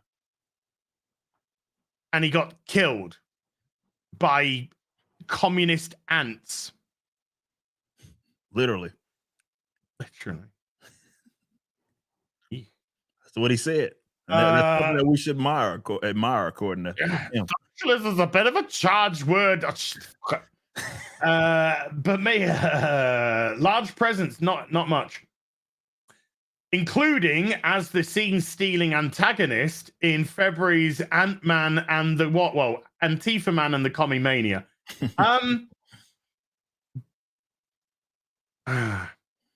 When your film is so badly written, and it's not even an Ant-Man film, it's actually, and I do like Michelle Pfeiffer, but the main character of the film was Michelle Pfeiffer. Which, that's not what I wanted to watch. The daughter was dog shit beyond compare. The writing was dog shit beyond compare. The Wasp was barely in it because she hasn't got the right politics. Obvious. Well, she might have the right politics, but she was not saying the right things. She wasn't at the time, especially. Yeah. So she was pretty much sidelined for the vast majority of the movie. And so you didn't really have a lot to play with in terms of characters. So Jonathan Majors just doing a sort of I'm a bad guy did stand out would be a bit too much of a compliment, but at least he was kind of acting like a bit of a bad guy once it's revealed he was the bad guy. But I wouldn't say any of them had particularly good. I mean, he was retarded. I mean, when I capture a superhero, I put them in a prison cell where they're wearing their fucking costume that allows them to have their superpowers because I'm a fucking moron. And then I hire an army of faceless nothings, which are easily defeated and disposed of because plot need to have fuck off, mate. It was fucking dog shit, absolute dog shit. Go watch Mulder's video. And he has been positioned as the franchise's next big thing in this season of Loki, where he's died. Particularly in the finale, which airs on November the 9th and sets Kang as the titular star of the 4th Avengers movie. Well, there's been 4 episodes so far, and nothing's happened. In 2026, they said. So, yeah. I don't know if they're going to last through there, man. At this rate. Let me say this. If they continue with the plan, if they pivot, okay, maybe they got a chance. But I don't know, man. That's a long time from now, bro. If he wins the court case, they can proceed and use the victory as, he was found innocent. Don't worry the fact that we've totally demonetized and cancelled somebody like what's his name? Russell Brand, who doesn't even have any charges against him. Just allegations from women dating back 15 years. Because reliable. Not saying he's innocent, not saying he's guilty, but there's nothing even there, and he's been fucking deplatformed and demonetized. But because there's an investment in Jonathan Majors, they're now seeing which way the fucking wind's going to go. Because if he loses the court case, yeah, he's gone. He's gone. Then he is gone. And then they're in massive trouble because pretty much everything will have to be changed. Yeah. That's rough. Oh, well. That's what I'm saying. Do they even chance it? Or do they just pull the plug? They're just not even trying with Where's Waldo nowadays. Fucking hell. I don't even know why they have, well, at least in this picture. Oh, you can't, hold on. I don't know if you can see. Yeah, you can see my cursor now. Yeah. Look, what the fuck? Pig-nosed cow. Is she Asian as well? What the fuck's going on here? Oh, Captain Falcon. Captain Black Falcon America, man. Cuck Loki. This is now the thawed out soldier. Apologetic Antifa man. Sama Amanot insert, man rapist. I can only imagine that that's Mags Fasaccio. Marvel is truly fucked with the whole Kang angle, said one top deal maker who has seen the final Loki episode. And they haven't had an opportunity to rewrite until very recently because of the WGA strike, which lasted. Oh, fuck off. But I don't see a path to how they move forward with him. Beyond the bad press for Majors, the brain trust at Marvel is also grappling with the November release of The Marvels, a sequel to the 2019 blockbuster Captain Marvel, which I've never seen, that has been plagued with lengthy reshoots and now appears likely to underwhelm at the box office. Inevitable. No shit. Yeah, I am inevitable, and I being the failure of this film. This is an unprecedented turn of fortune for a company that has enjoyed a nearly uninterrupted string of hits ever since it started independently producing its movies in 2008. Aye, man. That wildly profitable run, culminating in the 2.8 billion success of the 2019's Avenger Endgame, a high watermark for the studio that has earned nearly 30 billion over 32 films. Replicating that kind of phenomenon is never easy. However, the source of Marvel's current troubles can be traced back to 2020. That's when the COVID pandemic ushered in a mandate to help boost Disney's stock price with an endless torrent of interconnected Marvel content for the studio's fledgling stream platform, Disney Plus. According to the plan, there would never be a lapse in superhero fare with either a film in theaters or a new television series streaming at any given moment. It's not the saturation per se, it's the quality of the product. Absolutely. And it's shit. Agree. 100%. Like that could have, all right. And I made this point, if you guys want to go watch my old video that I did when Disney Plus even first got announced. I said, look, this could be their angle in especially developing some of these characters that maybe are not built for, at least not initially, for being in movies, right? So you have to do two things there. You have to be careful with the characters it is that you're utilizing in these, but you also have to make those shows matter. Either be it to those characters, because we've seen it, right? We've seen it. I mean, we talk about Daredevil, right? We've seen it work in that realm, if you will, and that if they're creative, they can pull that off. But you got to use the right characters, number one, and you have to make those. You can't just say, okay, yeah, these are connected to a larger universe, and that's it. And the stories either don't matter, the characters are uninteresting, and characters that nobody is really interested in. It's like, yeah, I get it. You can use lesser known characters. You 100% can do that. But just doing it for the sake of doing it, that's what Disney Plus has felt like. It's like, hey, we're just giving these guys shows just because we can give these guys shows. We have access to it. And largely none of that shit even matters, right? I mean, you've even talked about what's even going down with Loki, right? And, apparently it's just nothing.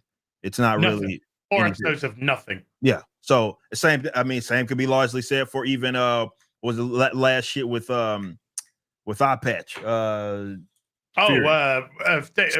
Secret. I mean, we already forgot about it. That's how fucking Secret invasion of Nick Fury's creaky ass. Yes. Yeah.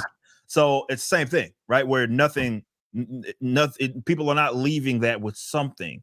So it's not the use.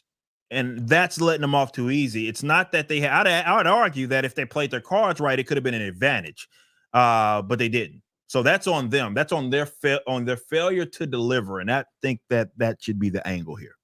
Yeah, and they're not delivering. Yeah, and they haven't delivered from Phase 4 onwards. But the ensuing tsunami of spandex proved to be too much of a good thing. And the demands of churning out so much programming, that's the most accurate thing I've read in this so far. Because that's what they're doing. Is literally what's happening. Churning shit out. Tax the Marvel apparatus. Moreover, the need to tease out an interwoven storyline over so many disparate shows, disparate movies and platforms created a muddled narrative that baffled viewers. Yeah. I think it's less that, man. I mean, I think it's just more of the shit there's nothing really to get invested in there more than anything. I think it's less of like confusion per se and more like I'm not interested in this shit. And there's nothing wrong with admitting that. I think if you want to fix the problem, you have to admit that. It's like, okay, why don't we make some shit matter and actually have this be sort of a valuable experience for the person that's watching this shit. Instead, that's not what it is that you're getting. Like I just said earlier, it almost feels like a chore. It's like some things really don't most things don't fucking matter. Like they don't matter. They're not in. There's nothing. There's no hook to keep you interested. There's nothing interesting that's actually happening. The characters, for the most part, are dour. The males are all emasculated. The women are all stoic. It doesn't make logical sense. There's no masculinity. There's no femininity. Traits are just all being pushed aside to serve an intersectional narrative. Men can't punch, hit, knock out women. Women must always beat men 3-4 times their fucking size. None of it is fun. There's nothing fun or interesting at all. Batman's fucking gone up and smacked the shit out of Catwoman at times, Poison Ivy, Nocturna, throw some hands. Yeah, he's throwing some hands against these fucking women. And that's just not allowed. So we get a lot of vapid, neutered characters that don't behave as they should. There's no vulnerability with them. There's no arcs with them. They start off great, and by the end of it, realize they are great. Great arc. There's nothing for anyone to invest in. Yeah. In Iron Man, there was the character to invest in. Tony Stark was a very broken guy. Absolutely. Had a lot of problems, but he wanted to make up for it. But he still had his demons. They kind of in Iron Man 2 interwove a little bit of demon in the bottle. In that, the guy was partying too much. He was drinking too much. It was clear that he was doing that. And it was only after the Soviet Accord that he really kind of had a change in attitude with himself. And that led to civil war, which led to interesting things that happened. Who the fuck gave a shit about Secret Invasion? It was filmed in fucking Halifax down the road, for fuck's sake. How crazy it was. Like, I was sitting there fumbling, like, what was that just... Oh, yeah, it was Secret. Like, that... If that's what people are taking away from it, that it's like, it happened. Oh, shit, yeah, remember that actually happened. You're doing it wrong. You're doing it wrong. You're not using this. You're using it as a farm to farm content. That's what you're using Disney Plus as, but you're not using it. It's a battery farm. Yeah. It's not even a free range farm. Yeah. It's a battery farm. It's chickens in a coop. Yeah. That are being fucking force fed so that they spurg out their one egg a day. Now get the egg and put it on, smash it, scramble it, throw it onto Disney Plus. Fuck it. Just throw the egg out there. There's nothing. Yeah. It's not like a free range cow that's been reared so it can then go to the slaughterhouse. We can have a juicy steak at the end of it. No. Not been well fed. Battery farm. The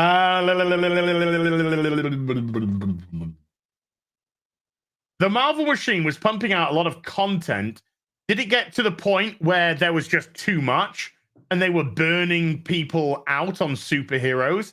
It's possible, said Wall Street analyst Eric Handler, who covers Disney. The more you do, the tougher it is to maintain quality. They tried experimenting with breaking in some new characters, like Shang-Chi and Eternals, with mixed results. Now I think the results were very consistent. They're all shit. Yeah, it's not very mixed. With budgets as big as these, you need home runs, correct? Facts. The Marvels, which opened in theaters on November the 10th, will struggle to get the ball past the infield, at least by Marvel's outsized standards. The movie, which cost $250 million, no, it's probably somewhere in the region of $320 million at the moment, and sees Brie Larson reprising her role as Captain Marvel, is tracking to open to 75 to 80 million, far below the 185 million Doctor Strange in the Multiverse of Madness took in domestically in its debut weekend last year. But Doctor Strange got a massive rub from No Way Home. So that's why it did, extra well. But after its unbelievable opening weekend, worldwide, where it was somewhere over like 400 million after the opening weekend worldwide, it slowed down exponentially when people actually saw what the film was. Anything else you'd like to add to that with the fatigue? Again, we talked about this last show, man. I despise that term because it lets them off too easy. And I don't know what's so difficult with these people just coming to terms with that. They created some things that people were just not interested in. Yeah. Like, there's nothing wrong with, especially from Access Media, nothing wrong with just saying, look, people aren't interested in the product it is that you're putting out, right? I know Jeremy pointed out, granted, yes, I get it's a different medium. But we can say what we will about, and we have said what we will about Spider-Man. But the fact that many people bought that fucking game does speak that people are still into heroes doing shit, right? Yeah. They're for sure into it. It's just that, yes, maybe you can sour, and you have soured a bunch of people, but that's due to your product being shit. Like, it's not because of the genre, which is what they're blaming. That's what when they try to do that, that's what they're doing. They're trying to place the blame on the audience, is what it is they're doing. They're saying that the audience became less interested of no fault of our own.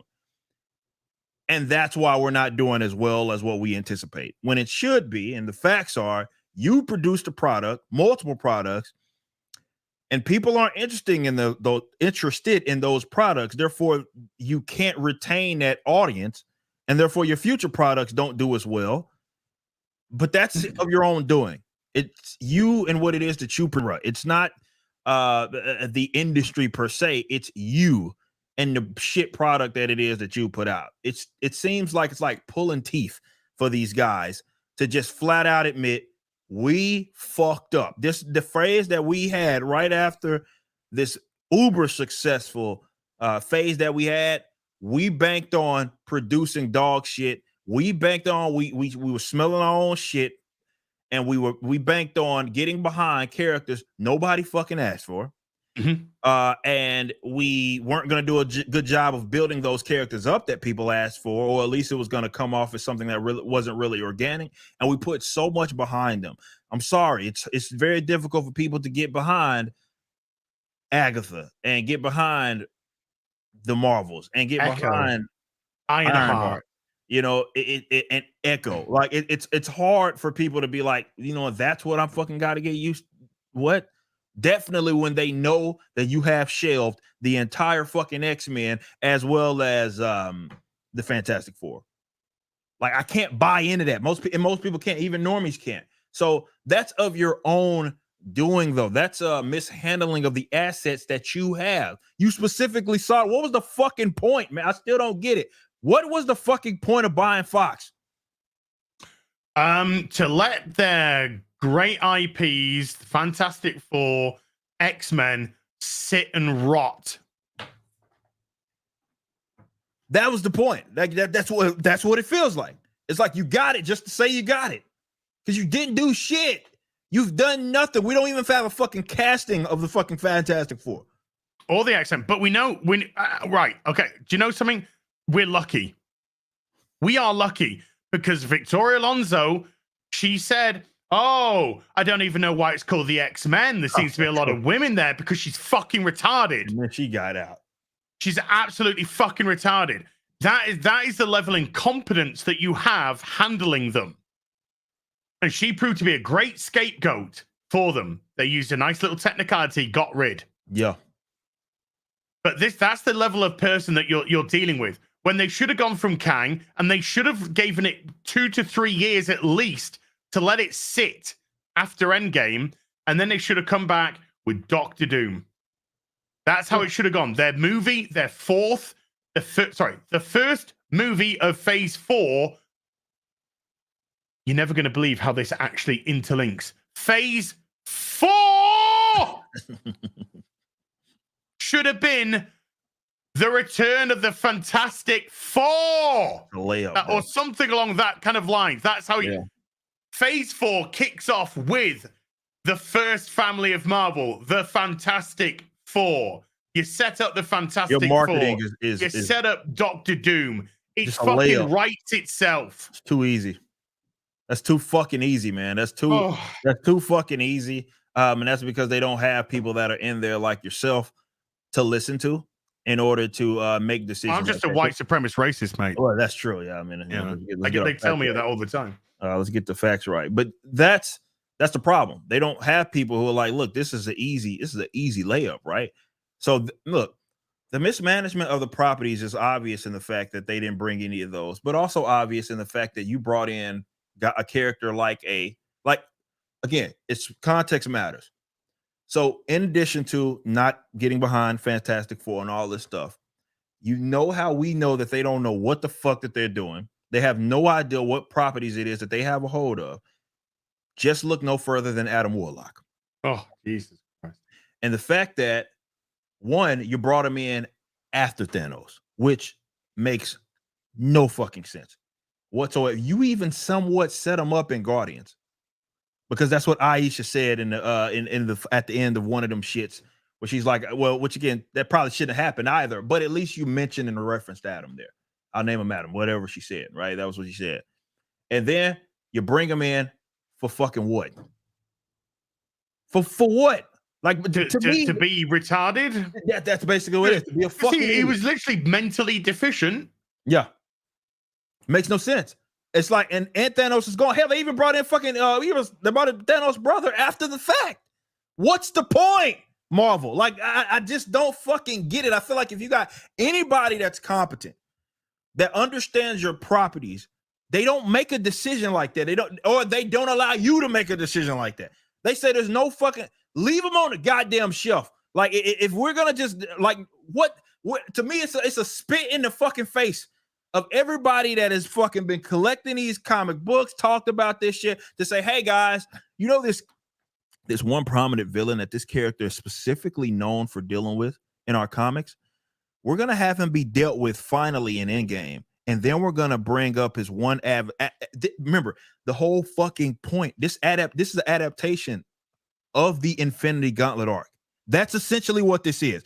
This is it can be loose, but at the end of the day, that's where the snap came from. Who was integral? You want to talk about getting Fox properties? There's two fucking characters that you now got a hold of, right? That were fucking integral to that narrative, and you didn't use them until later. Adam Warlock, and you want to talk about another prominent character since you got the Fox properties that you probably could have used? Silver Surfer. They were part of the They were part of the story. They were primed for the fucking story. That they were there, right? That's who was it. If you read the Infinity Gauntlet, it's too easy, man. So you want to talk about segueing into maybe even another bigger villain, Galactus. You had a reason to do it, and you said no. Instead, we're gonna bring Adam Warlock after the fucking fact. It's pointless. This is about a pointless of a character to bring in. Now we're gonna bring him in after the fact. We've already fucking killed off Thanos. He's gone. We'll just say fuck it. We'll just say fuck it, and here we are, right? And now we're gonna set you up with what? The fucking Eternals, and they gonna be them characters either, right? But Eternals had the first gay kiss. Trust me, that's all I knew about it. That's all anyone knew about it, because that's the marketing of Marvel now. It's the superficial.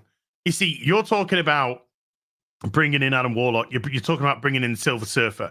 Silver Surfer is the herald of Galactus. The Silver Surfer could have at least given the impending warning of the coming of Galactus. Not for Phase 4, not for Phase 5, not for Phase 6, but for Phase 7. Because you bring, when you go so big like you do with a galactic threat like Thanos, what you do is you need to bring it back down to ground roots. Absolutely. That's what you need to do. So you get Doctor Doom becoming the big villain across the next phases. You build him, you introduce him in the Fantastic Four, and then he becomes the built-up threat which leads to the big Avenger movie at the end of Phase 6. Then you bring in, at the end of Phase 6, the return of the Silver Surfer, just as a character, even in the end scene, heralding the return of Galactus, because the next phases are going to be, again, we're going cosmic, we're going big, we're moving it from grassroots back into the cosmos again. That's how you work these things. That's how you build up, set them down, build them up, set them down. Because Phase 4, 5, 6 is there to ramp up Doctor Doom, to show that villains that are on grassroots, villains that are on planet Earth themselves can be colossal threats. Yeah. Then you deal with that. Everyone's seen like a grassroots again. Everyone coming together again. Then it's poosh, you go. But we are thinking about this from a comic lover, a lover of superheroes, an understanding of how story arcs work, an understanding of how you build up and then take it down, build them up again, take them down again, build them up. Because that's how you get the anticipation from the audience. Absolutely. They're looking for put another chick in it and make it lame and gay. Yeah. This is what it's been. It was Phase 4 was an emasculation, was an annihilation of male characters. It was to gender change all the male characters, to neuter the masculinity in the male characters. The Force is female, but it's Marvel. That was Phase 4. We need to see two gay people kissing because reasons. Because reasons, basically. We need to make Icarus a bad guy because he's white. A bad guy who at the end of the film says, I'm a bad guy. I best go kill myself. And goes and flies into the sun because Icarus flew too close to the sun in mythology. And I'm just looking at that going, why am I even watching this shit? I wouldn't pirate this shit. Not worth it. If I wasn't, if I wasn't doing it for a job for FNT, for streams, to talk to the audience about it, I wouldn't waste my fucking time on this garbage. Yeah. Black Widow was an embarrassment of a film. An embarrassment. Shang-Chi, it wasn't even the hero in his own fucking film. He was being led around by Aquafina and his sister. He had no agency. He didn't win shit. He didn't defeat the villain or do anything. He was just Shang-Chi. This is what we got for Phase 4. This is where Marvel is now. It's got no direction, no idea. Yeah. It's playing loosey-goosey with a setup of a multiverse, with a setup of Kang, who's been defeated 3 fucking times. Nobody fucking cares. And the guy's going around slapping his fucking missus. Allegedly. Allegedly, man. Allegedly. They have no clue. And you had it on a silver fucking surfer platter. It was Phase too 4. It was too easy. That's too easy, man. And that's what pissed me off, man. It's like, I know I could see it coming a mile away. And if they had anybody that had any fucking brain over there that actually gave a fuck about it, because look, to me, this is what it became. Marvel, right? It was a place that so many people, from writers, directors, yada yada, went to advance their careers. Mm-hmm. And that was placed above all else for them. So it's just another gig and another little sandbox for them. It was never really, for a lot of these people, it's not about honoring, like, do these guys forget that these characters predate all of them? They don't care. They don't care. You can tell they don't care because of things that Victoria Alonso comes out of her fucking mouth at the time. Yeah. It's about taking them. It's right. You're given DC knock on your door tomorrow and they go, we're sorry to hear that the Rippaverse tragically cut its neck shaving last night, but we'd like you to come work for us and write Batman. You'd be like, fucking hell. Oh. I can take 80 fucking 5 years nearly of Batman here. And just the ideas I could get, the stories I could do with this guy, looking at his history, where he's come from, That's what your mentality would be, sure, right? 100%. Their mentality is, he's mine now.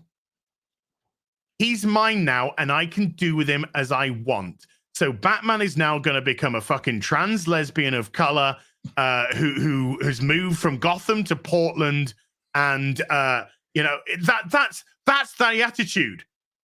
You would be looking at it from a position of, how can I add my little stamp to the 85 years of history? Yeah. Their idea is, I own the 85 years of history now. I control the 85 years of history now. And those 85 years of history will bow to me and my ideology. That's a good point. And that is where we are with Marvel. That's where we are with these characters. Feige himself said, the reason why we did the Eternals movie is because the characters aren't particularly well known to the normie, so we could do with them as we want, i.e. race change them, gender change them, ethnicity change them, so we can make it stunning and fucking brave. He fucking said that himself. Did say that. I forgot about that. He literally said that. That was the angle. Yeah. So it wasn't even about honoring Kirby. It wasn't about doing the Eternals justice. It wasn't, and it's just not what this whole phase was about. It was about, we fucking saw so much greatness that now we're so fucking cocky we can do whatever the fuck we want. So we have our own social political ideals, and now those stories need to be told. And now we have an audience that'll at least hear it out. And they thought that they were, and maybe they did hear it out initially, right? I'm willing to give you a benefit of the doubt, but that just was so short-lived. And this is why it just went south so fucking quick. We're not that far removed from Endgame, bros. No, only 4 years. That wasn't that long. It feels like a fucking eternity, but it was not that long ago. It was not that long ago, but that's how quick this shit took a turn south. And they got behind these characters that nobody got them asked for. And again, if you're gonna do that, at least be smart about it. And they got characters nobody cared about and handled them fucking terribly. So this is what you got. Marvel phase, whatever the fuck we're in.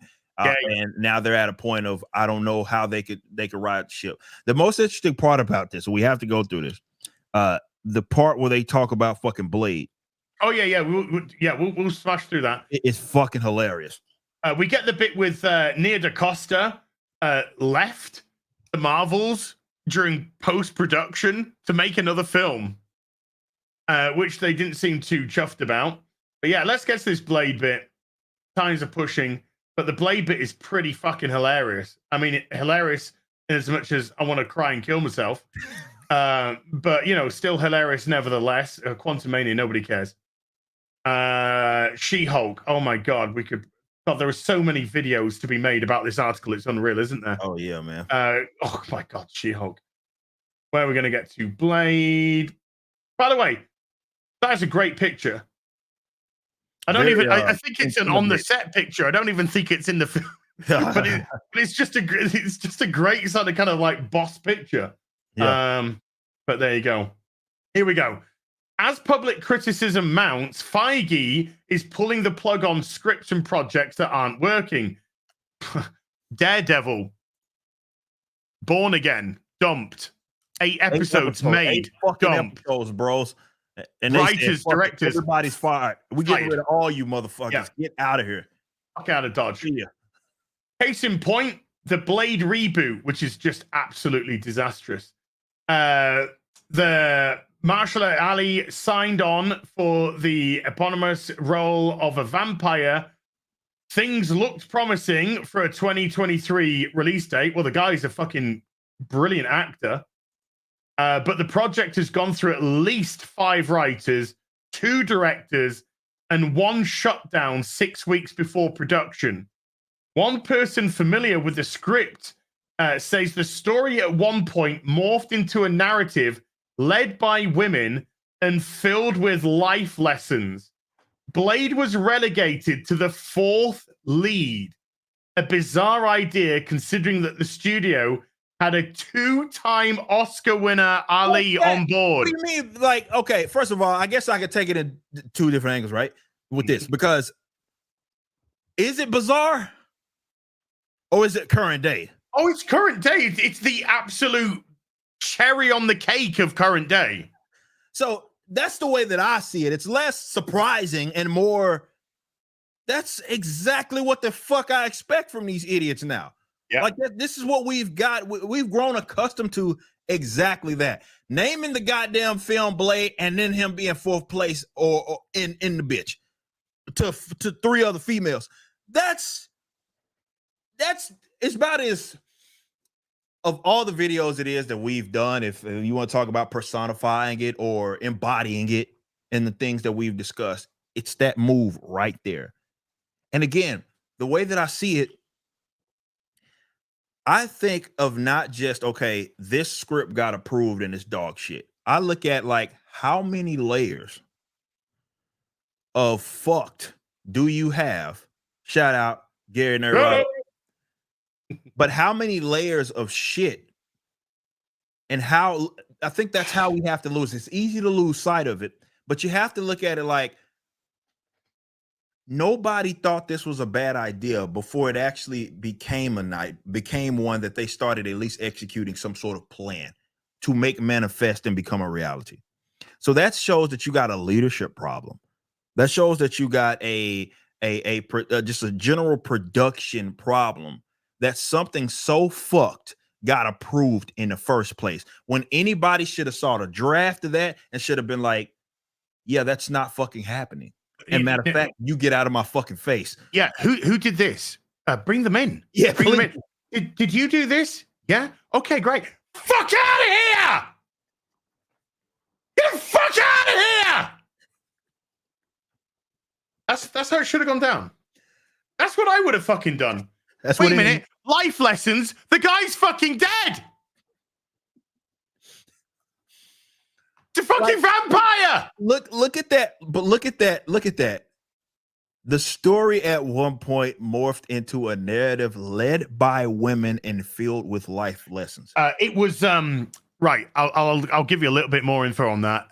The film was actually going to then center around his daughter, not Blade. It was going to center around his daughter in another surprise bait and switch, where she was going to lead the film. About as current modern day as it gets. It couldn't be any more obvious that this is, again, when you have this even being reported by the mainstream, it's just validating everything it is that we've been saying. Like people could gaslight us or attempt to gaslight us. That's more of what it's been. It's been an attempt to try to say that, hey, you guys are toxic man babies. Yeah. And you don't know what it is you're talking about. You're just fucking stealing things. This whole thing that, even though oftentimes they'll brag about it, they'll say, yeah, we're for fucking sure doing it. But I guess that's the natural progression, right? It's the, hey, you're just seeing things, it's not happening, and then it progresses all the way to, yeah, it's happening and it's good that it is type shit. It is the natural progression of how this thing. What's good about it? Well, no, legit. I mean, I have not seen one person. I've heard that said lots of times. This is good. This is needed, and all this. Why? What? No, nobody has actually come up with a reason other than we need diversity. Why? Because you don't want diversity of thought. Oh, that's for fucking sure. You don't want diversity of thought at all. In actual fact, you're working really hard to get rid of diversity of thought. So what diversity? Oh, you want no, you don't want diversity. You want superficiality, and they're very different indeed. Yeah, because diversity. Oh, by the way, did you see when they called that all black cast diverse? And you're like, that's not what that term means. Something that has an all of something does not make it diverse. Okay. But that's the level of mentality that we're dealing with here. It's not diverse is a fake word. The real word they're looking for is superficial. But they don't want to use superficial because it kind of gives the gig away. That makes sense. That is, oh man, to have access to that much money. Like, look, guys. Never mind the money, Eric. They have access to the talent, to the characters, that's even to better. the medium, to the utility. They have access to every single solitary element. Yeah. And we get we need like 4 women, and like Blade needs to learn some life lessons. What's he gonna do? He's gonna go into a fucking Skype call with 40 members of Disney's fucking LGBT community, where she sits there, he sits there. Sorry, he's totally not Gina Carano, and gets fucking berated by them as they try and browbeat him into fucking submission for being, I don't know, a fucking vampire. My name's Blade. I'm a vampire of color. Okay? Here's my daughter, and she's like so much better than me. Way better. And they're gonna make sure that, and in fact, you wouldn't be surprised if that was literally a line. Make sure that he says that on screen. Said it in Alan Wake. He's fucking Saga Anderson's boss said it to her in Alan Wake.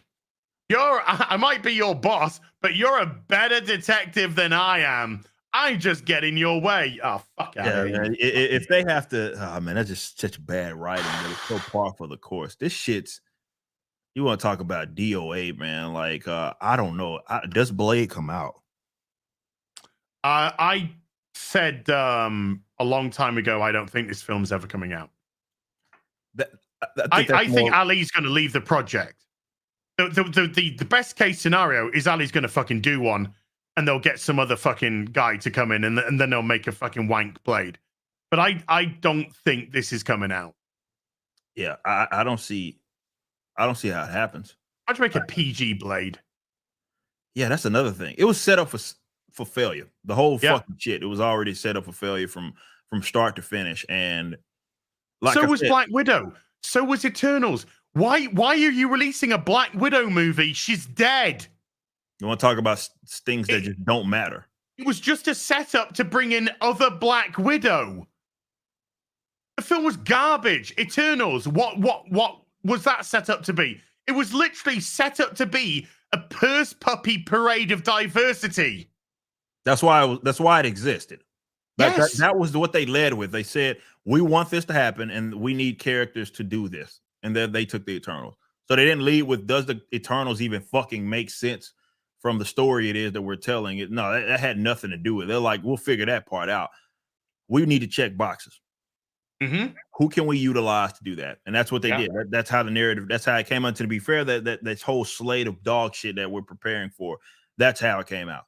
That's the reason why it's a thing. It's not to try to, I don't know, make people interested in any of these real properties. These are just a sandbox for a bunch of egotistical fucking maniacs to lecture everybody else about how good they are, how good their ideology is, and to act as a sandbox for all these people that are trying to advance their careers. They literally are using and abusing these properties. Let's just call it what it fucking is. And it's not just a Marvel thing. We can go on Star Wars, Star Trek. Everybody's dealing with the same shit. Doctor Who, Star Wars, Star Trek, yada yada. You pick one. Pick one. Anyone. And if they haven't got to it, they'll get there. Sylvie, never mind Deadpool, Joker, 1.1 billion without even a release in China. Yeah, nearly did more than the fucking Rise of Skypokers. Yeah, it's there's a market. Incompetence. Incompetence is what we have. And they have a leadership problem, because that's what you need. I mean, this is why guys like Jim Shooters, as I always continue to bring him up, because it's just a prime example of a guy that probably was very hated. Not probably. I think a lot of people disliked him, but he worked. The reason why, because he made hard decisions and he made sure the train stayed on the tracks. And that's what these companies need. That's what they don't have. They probably have yes man. I mean, we can talk about Jim Lee over there at DC. Guys that are just really being walked on, right? Because that's the only way stuff like this happens. You don't look at it from just a surface level lens of this is dog shit. Look at it from, well, this had to get approved by several people and they all said yes to it. Or at minimum, they didn't have enough power to say No, I just think they're all in on it. That to me is the safer bet, is that they're all fucking in on it, and they just have a structural problem there at Marvel in terms of the Marvel Studios, and they just have a bunch of people that are unfit to be in the positions it is that they are. So they make stupid decisions because they're incapable of making the right one. That's my assessment. Actually, I want to address this point, because this is actually an interesting point. Silver says first ones to make R-rated female superhero, blood, boobs, and bad words would make hella bank. It would, but we're not allowed boobs, because boobs that plays into the male gaze. The male gaze. The male gaze. The male gays, by the way. That plays into the male gaze, because men aren't allowed to look at women in a sexual manner on screen anymore, but women are quite allowed to look at men. Thor gets naked in the Thor movie, see his bare ass butt. They can look at Doctor Strange and Chris Hemsworth's Thor and Chris Evans. They can look at that. That's fine, because that's stunning and brave. But men aren't allowed to have attractive women on screen in positions of, oh my goodness, I need 5 minutes in the cold shower. Not allowed that anymore. Blood is another thing. It's a Disney product. Don't want blood. Don't want blood in a Disney product. Bad words, Disney. Kind of bad word. Neutering. They are compromising themselves at every given opportunity. Disney can't see past the fact that it can have different facets of Disney. You can have the Disney princess stuff. You can have the family stuff, but you can also have a more mature element to it. But they can't have a more mature element to it when the mature element is meant to be tying into the PG stuff. Because then it puts that mature element on the same table, and they're just like, we can't have that.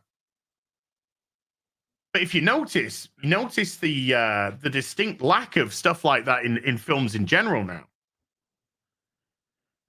You'll get the odd shit. They're allowed to say the odd shit, or maybe one fucker movie, isn't it? And it's and this is my argument. And if you feel that you as a company are so, and let's be honest, this is all self-imposed, right? This is not anybody preventing them from doing so, right? This is self-imposed. This is some shit that they put on themselves. Why even do all this shit? It's like, why do Blade? Why do any of this shit? Like, if you are going to be so fucking chicken shit to where you feel like you can't put these characters in the proper setting for fucking whatever superficial reason, which is weird because they certainly have no problem with the sexuality stuff, which should be more geared towards adults, but they ain't got no fucking problem putting that shit in stuff that gears towards because we know it's pushing it to kids. That's so it goes to show that that's not even a position that they universalize at all. They just think that certain things are okay and others aren't there. But what's the point? Why do it? Like, get rid of the fucking property. Like, you ain't gonna do it justice. Shut the fuck up. That's the way that I see it. Like, I just don't get it. I don't get it. Other than, yeah, I guess Disney wanted to, and they're hurting for it, and maybe they deserve it a little bit because of it's their own doing. And you're hurting right now across multiple properties because you refuse to do these characters justice. That's what it ultimately all boils down to. It's a kid.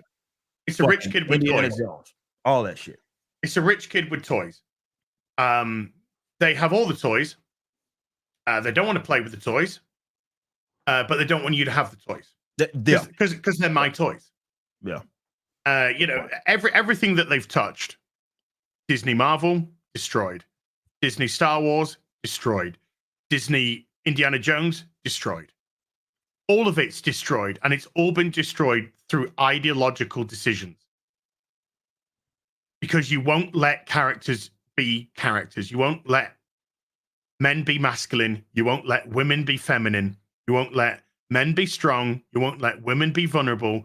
You won't let men be vulnerable, and you won't let women to be empathetic. You won't allow that anymore. If you saw them, did you see the latest Marvel trailer a couple of days ago?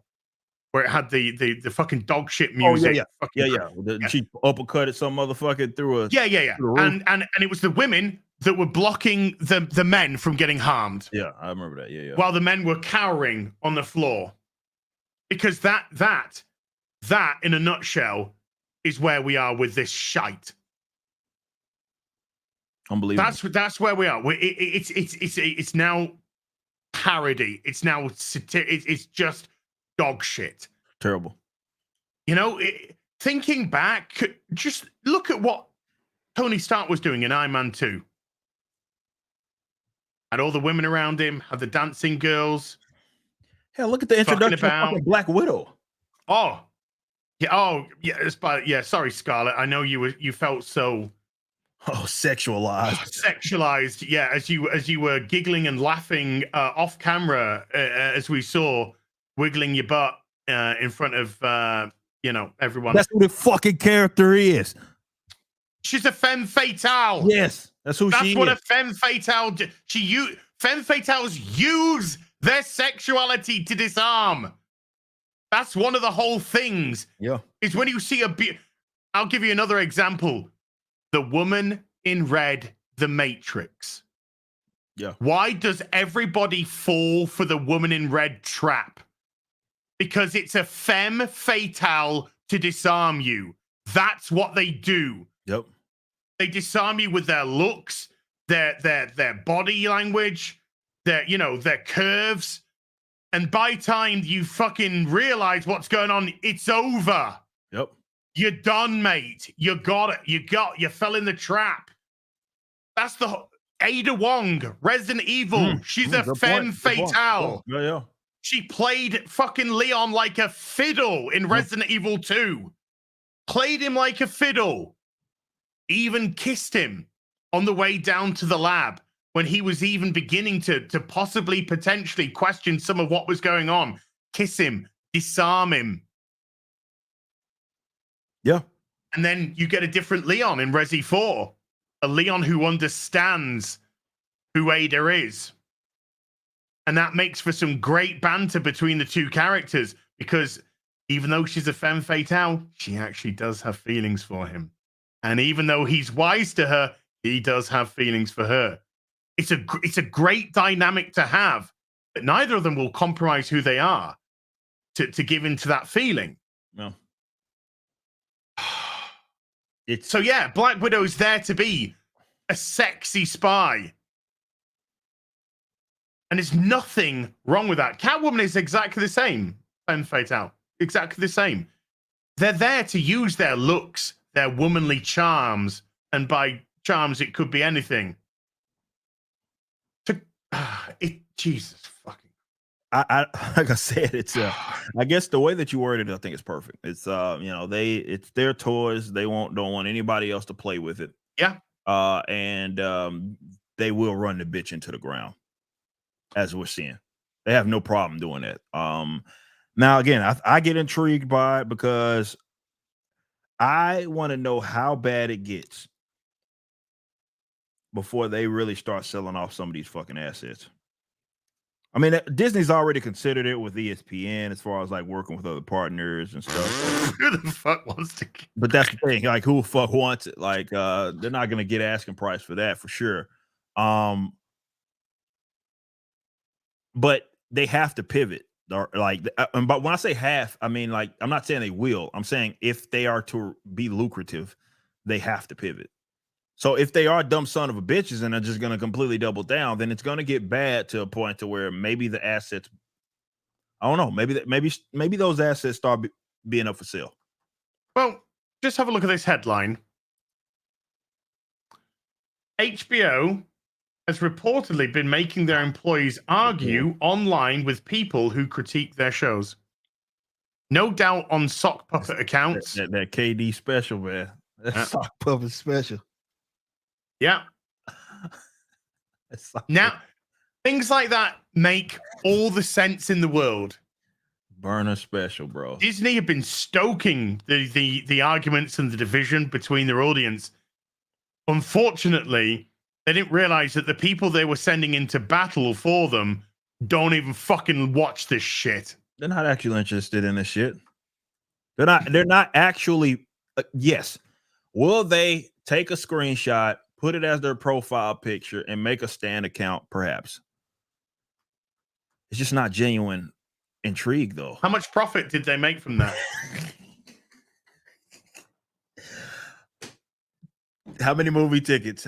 Does that person even have a fucking account to a legitimate one? Let's say that to watch your shows. Probably shows you cinema stubs. Yeah. What? I threw them away. Of course you did. Yeah. Show it for the Marvels that you saw today that you just said you came out. Oh, I threw it in a bit. All right. Okay. They'll make a Stan account. It's just not real. It goes. That's been a theme for the show. We talked about this in comics. It's just a lot of that fake phony shit. But that's who these people are chasing. They're chasing people that don't actually like this shit. Like mythical audience, and the ones that are actually fans.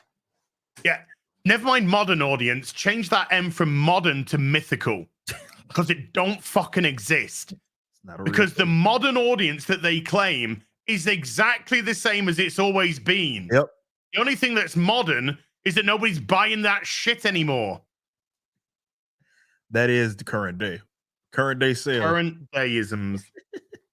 Right, let's smash a few more supers and then let's get out of here. We've already kind of had way too. Oh God, I love this. It's so much fun. I love it. That's why we have this show. I fucking love it. It's good. It's good. Where do we get to? We got to Eric Covington with a $10 says, cheers to creative freedom. Left a major studio earlier this year and I'm looking to get into writing in the comic space myself. Inspired by your ventures, but need to learn the ropes. Keep up the great work. You keep going yourself. Hey, man, keep doing your thing. And I have a series we started talking about that stuff. So check those videos out. Whoop. John Krupp with a $5. That the Marvels is being released on the Marine Corps birthday is an insult. You're just a bigot, John. And you need to go to re-education camp. Because I don't see anything but stunning and brave. Kiko Long with a $2 street level Fantastic Four versus Doctor Doom would be fucking sick. Well, you're not gonna get it. I know it's just a no-brainer. You're not gonna get it. Magnum Norse with a $10 shillings to pay the billing. This is a great idea. Thank you for the combo ranting. Shout out. No problem. I mean, it's ranting because we care, and we've got an audience of people that give a fuck care. About this. Yeah. Yep. And we're talking about people who don't give a fuck. Slenderman, €2.50. Naz, they're making a prawn Jack off the Ripper. Oh wow. I mean, for educational purposes. No Zaku Boy with a $10 says Ripper and Az so on point. This is why the show works so well. Thank you, No Zaku Boy. Man, appreciate you, bro. Who sees into the hearts of men and the undergarments of women? Big Dom.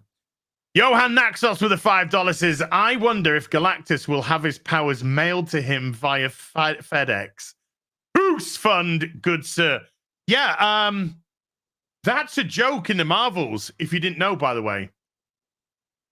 The big villain woman asks Ms. Marvel how she gets her negabands. And she said, my grandma mailed them to me, which is exactly what happened in the show. She got them in the post.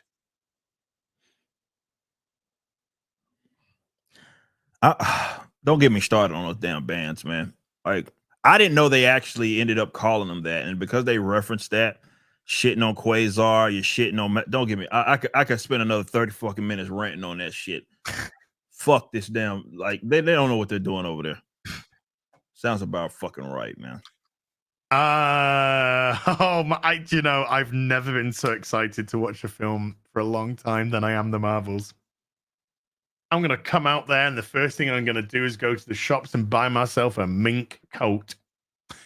Coalee with a $5. Diversity of thought sounds cool and straight. Definitely not for current day. Correct.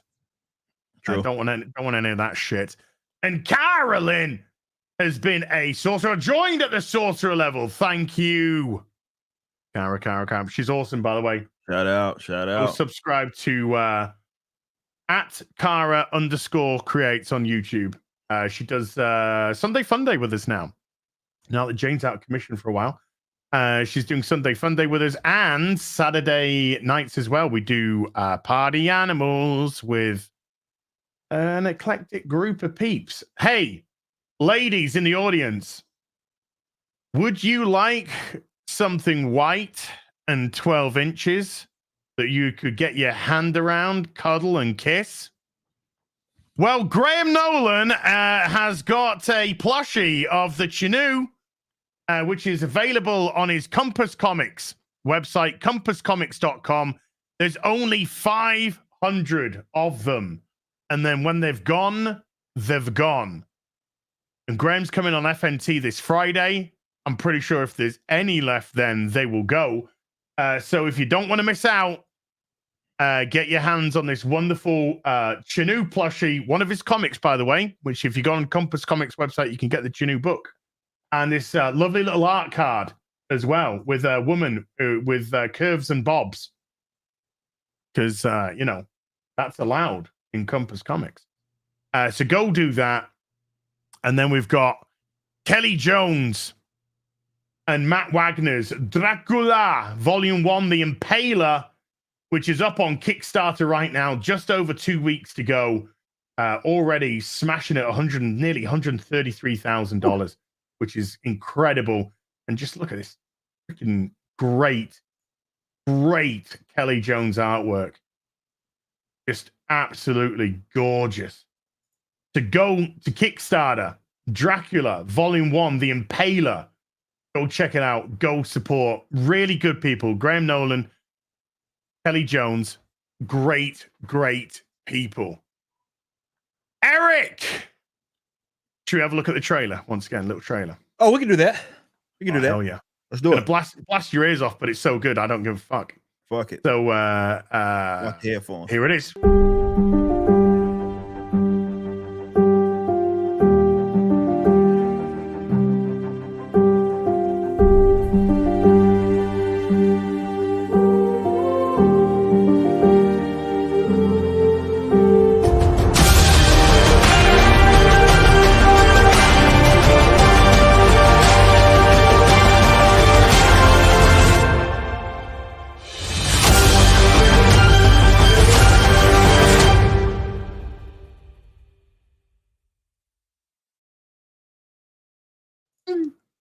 Dude, honestly, you know when the fake asses go goosebumps? No, actual goosebumps when I watch that. That is sweet. This Monday, Alpha Core, Volume 1. Yes. Chuck Dixon writing is going to be available for all to pre-order, not fund, pre-order. Facts. Because it's done. Yep, finished. Ready. Like all the Rippaverse products. Very, very excited indeed for that, dude. Really, really am. And then Yaira after that. We're rolling right in. I'm trying to get that printed. Actually, I like to get it printed this month, to be completely honest. So we're already sitting on that. Like, I love to roll into the next campaign. Just bam. Like, ready, man. So yeah. But yeah, Monday, it's gonna be a massive day. We're still gonna, of course, have our show that following Wednesday. So we're gonna have a blast then. People that will have seen the full trailer and all that as well. So, man, seeing the people's reception to it has been amazing. Watching people, seeing how people are reacting to it, I fucking love it, man. I fucking love it. Sheep sitting with a 10. The weapon in the mail plot worked for Swordmaster because the demons were masquerading as mailmen to trick Linlight into opening the box and unseal their master. Talent is so rare in the mainstream. I went to character Swordmaster. I gave a lot of praise to Swordmasters and some of the other agents of Atlas. That was the example of them doing new characters, which they say couldn't be done. So yeah, shout out Sheep City. Well, as we said last week, new characters are great and very much needed. You got to be good. Yeah, facts. You got to give people a reason to get invested in them. True. The reason can't be they're new. Yeah, that can't be the reason. It's not good enough. No. Not good enough at all. Right, we're just having too much fun here. We've got to get out of here. Anything else, Eric, you'd like to plug before we go, sir? Nah, man, you know where we're at, ripperverse.com, man. Keep showing love. This has been a fun first episode for myself, man, and I'm glad that we got everything officialized, man, because I'm fucking having a goddamn blast. So big shout out to the audience as well and everybody that hung out, man. It's been fun. It's been awesome, man. Awesome. Crit Nature with the 5 Swiss says, just don't make the website lame and gay on Monday, Ripper. Can't be lame and gay with those Guatemalan hamsters. Nah. We our hamsters wouldn't allow nothing like that, so we'll be fine. I heard a rumor that they might be on some juice. Yeah, all things legal, of course. Obviously, we never do anything illegal with our hamsters, but they have some enhancements. Let's just say that they have some enhancements. Awesome. Eric, it's fucking been a great first show. Loved it. Could have gone on for hours. Yeah. Could have carried on for fucking Easily. hours, and could have dissected that article for fucking 5 hours. We could have spent another 5 hours for sure on that. Yeah. But it's awesome. Great conversation. Chat. Thank you so much indeed for turning out. I think we had over 1,700. Yeah. At peak, still 1,500 here as we're saying goodbye. Massive thank you to everyone who watched today. Mods, really do appreciate giving up your free time. Really do appreciate you banging those links into the chat. Graham Nolan and Kelly Jones and chat. Please follow those links, support those creators because they're making product for an audience to entertain them. Massive thanks to that. Really can't wait because by the time we do the next show next week on Eric's channel, Alpha Core's out. It's out for pre-order. And I'm going to be very broke because I'm going to board it all. Every last bit. Can't wait. Cannot wait for that. This Friday on FNT, both Graham Nolan and Kelly Jones will be on as guests, double whammy, which would be absolutely fantastic. I'm going to be on Drinkers Open Bar tomorrow night. Shout out. And then Saturday evening, Party Animals with all the crew and maybe some other crew and additional crew. You're always welcome to come on that one as well. Hell yeah. If you want to fucking come on, we'll have you all day, every day, buddy. Yeah. Sunday, afternoon tea with Az. And also Sunday fun day with the crew. What game will we be playing? Even we don't know yet. So lots going on. Very busy. I love it. I love it because you guys make it so much fucking fun. Yep. And thanks ever so much. We'll be back next week with the Rip. Yes. And the Silverback on Eric's channel. So until then, you take care. Bye for now.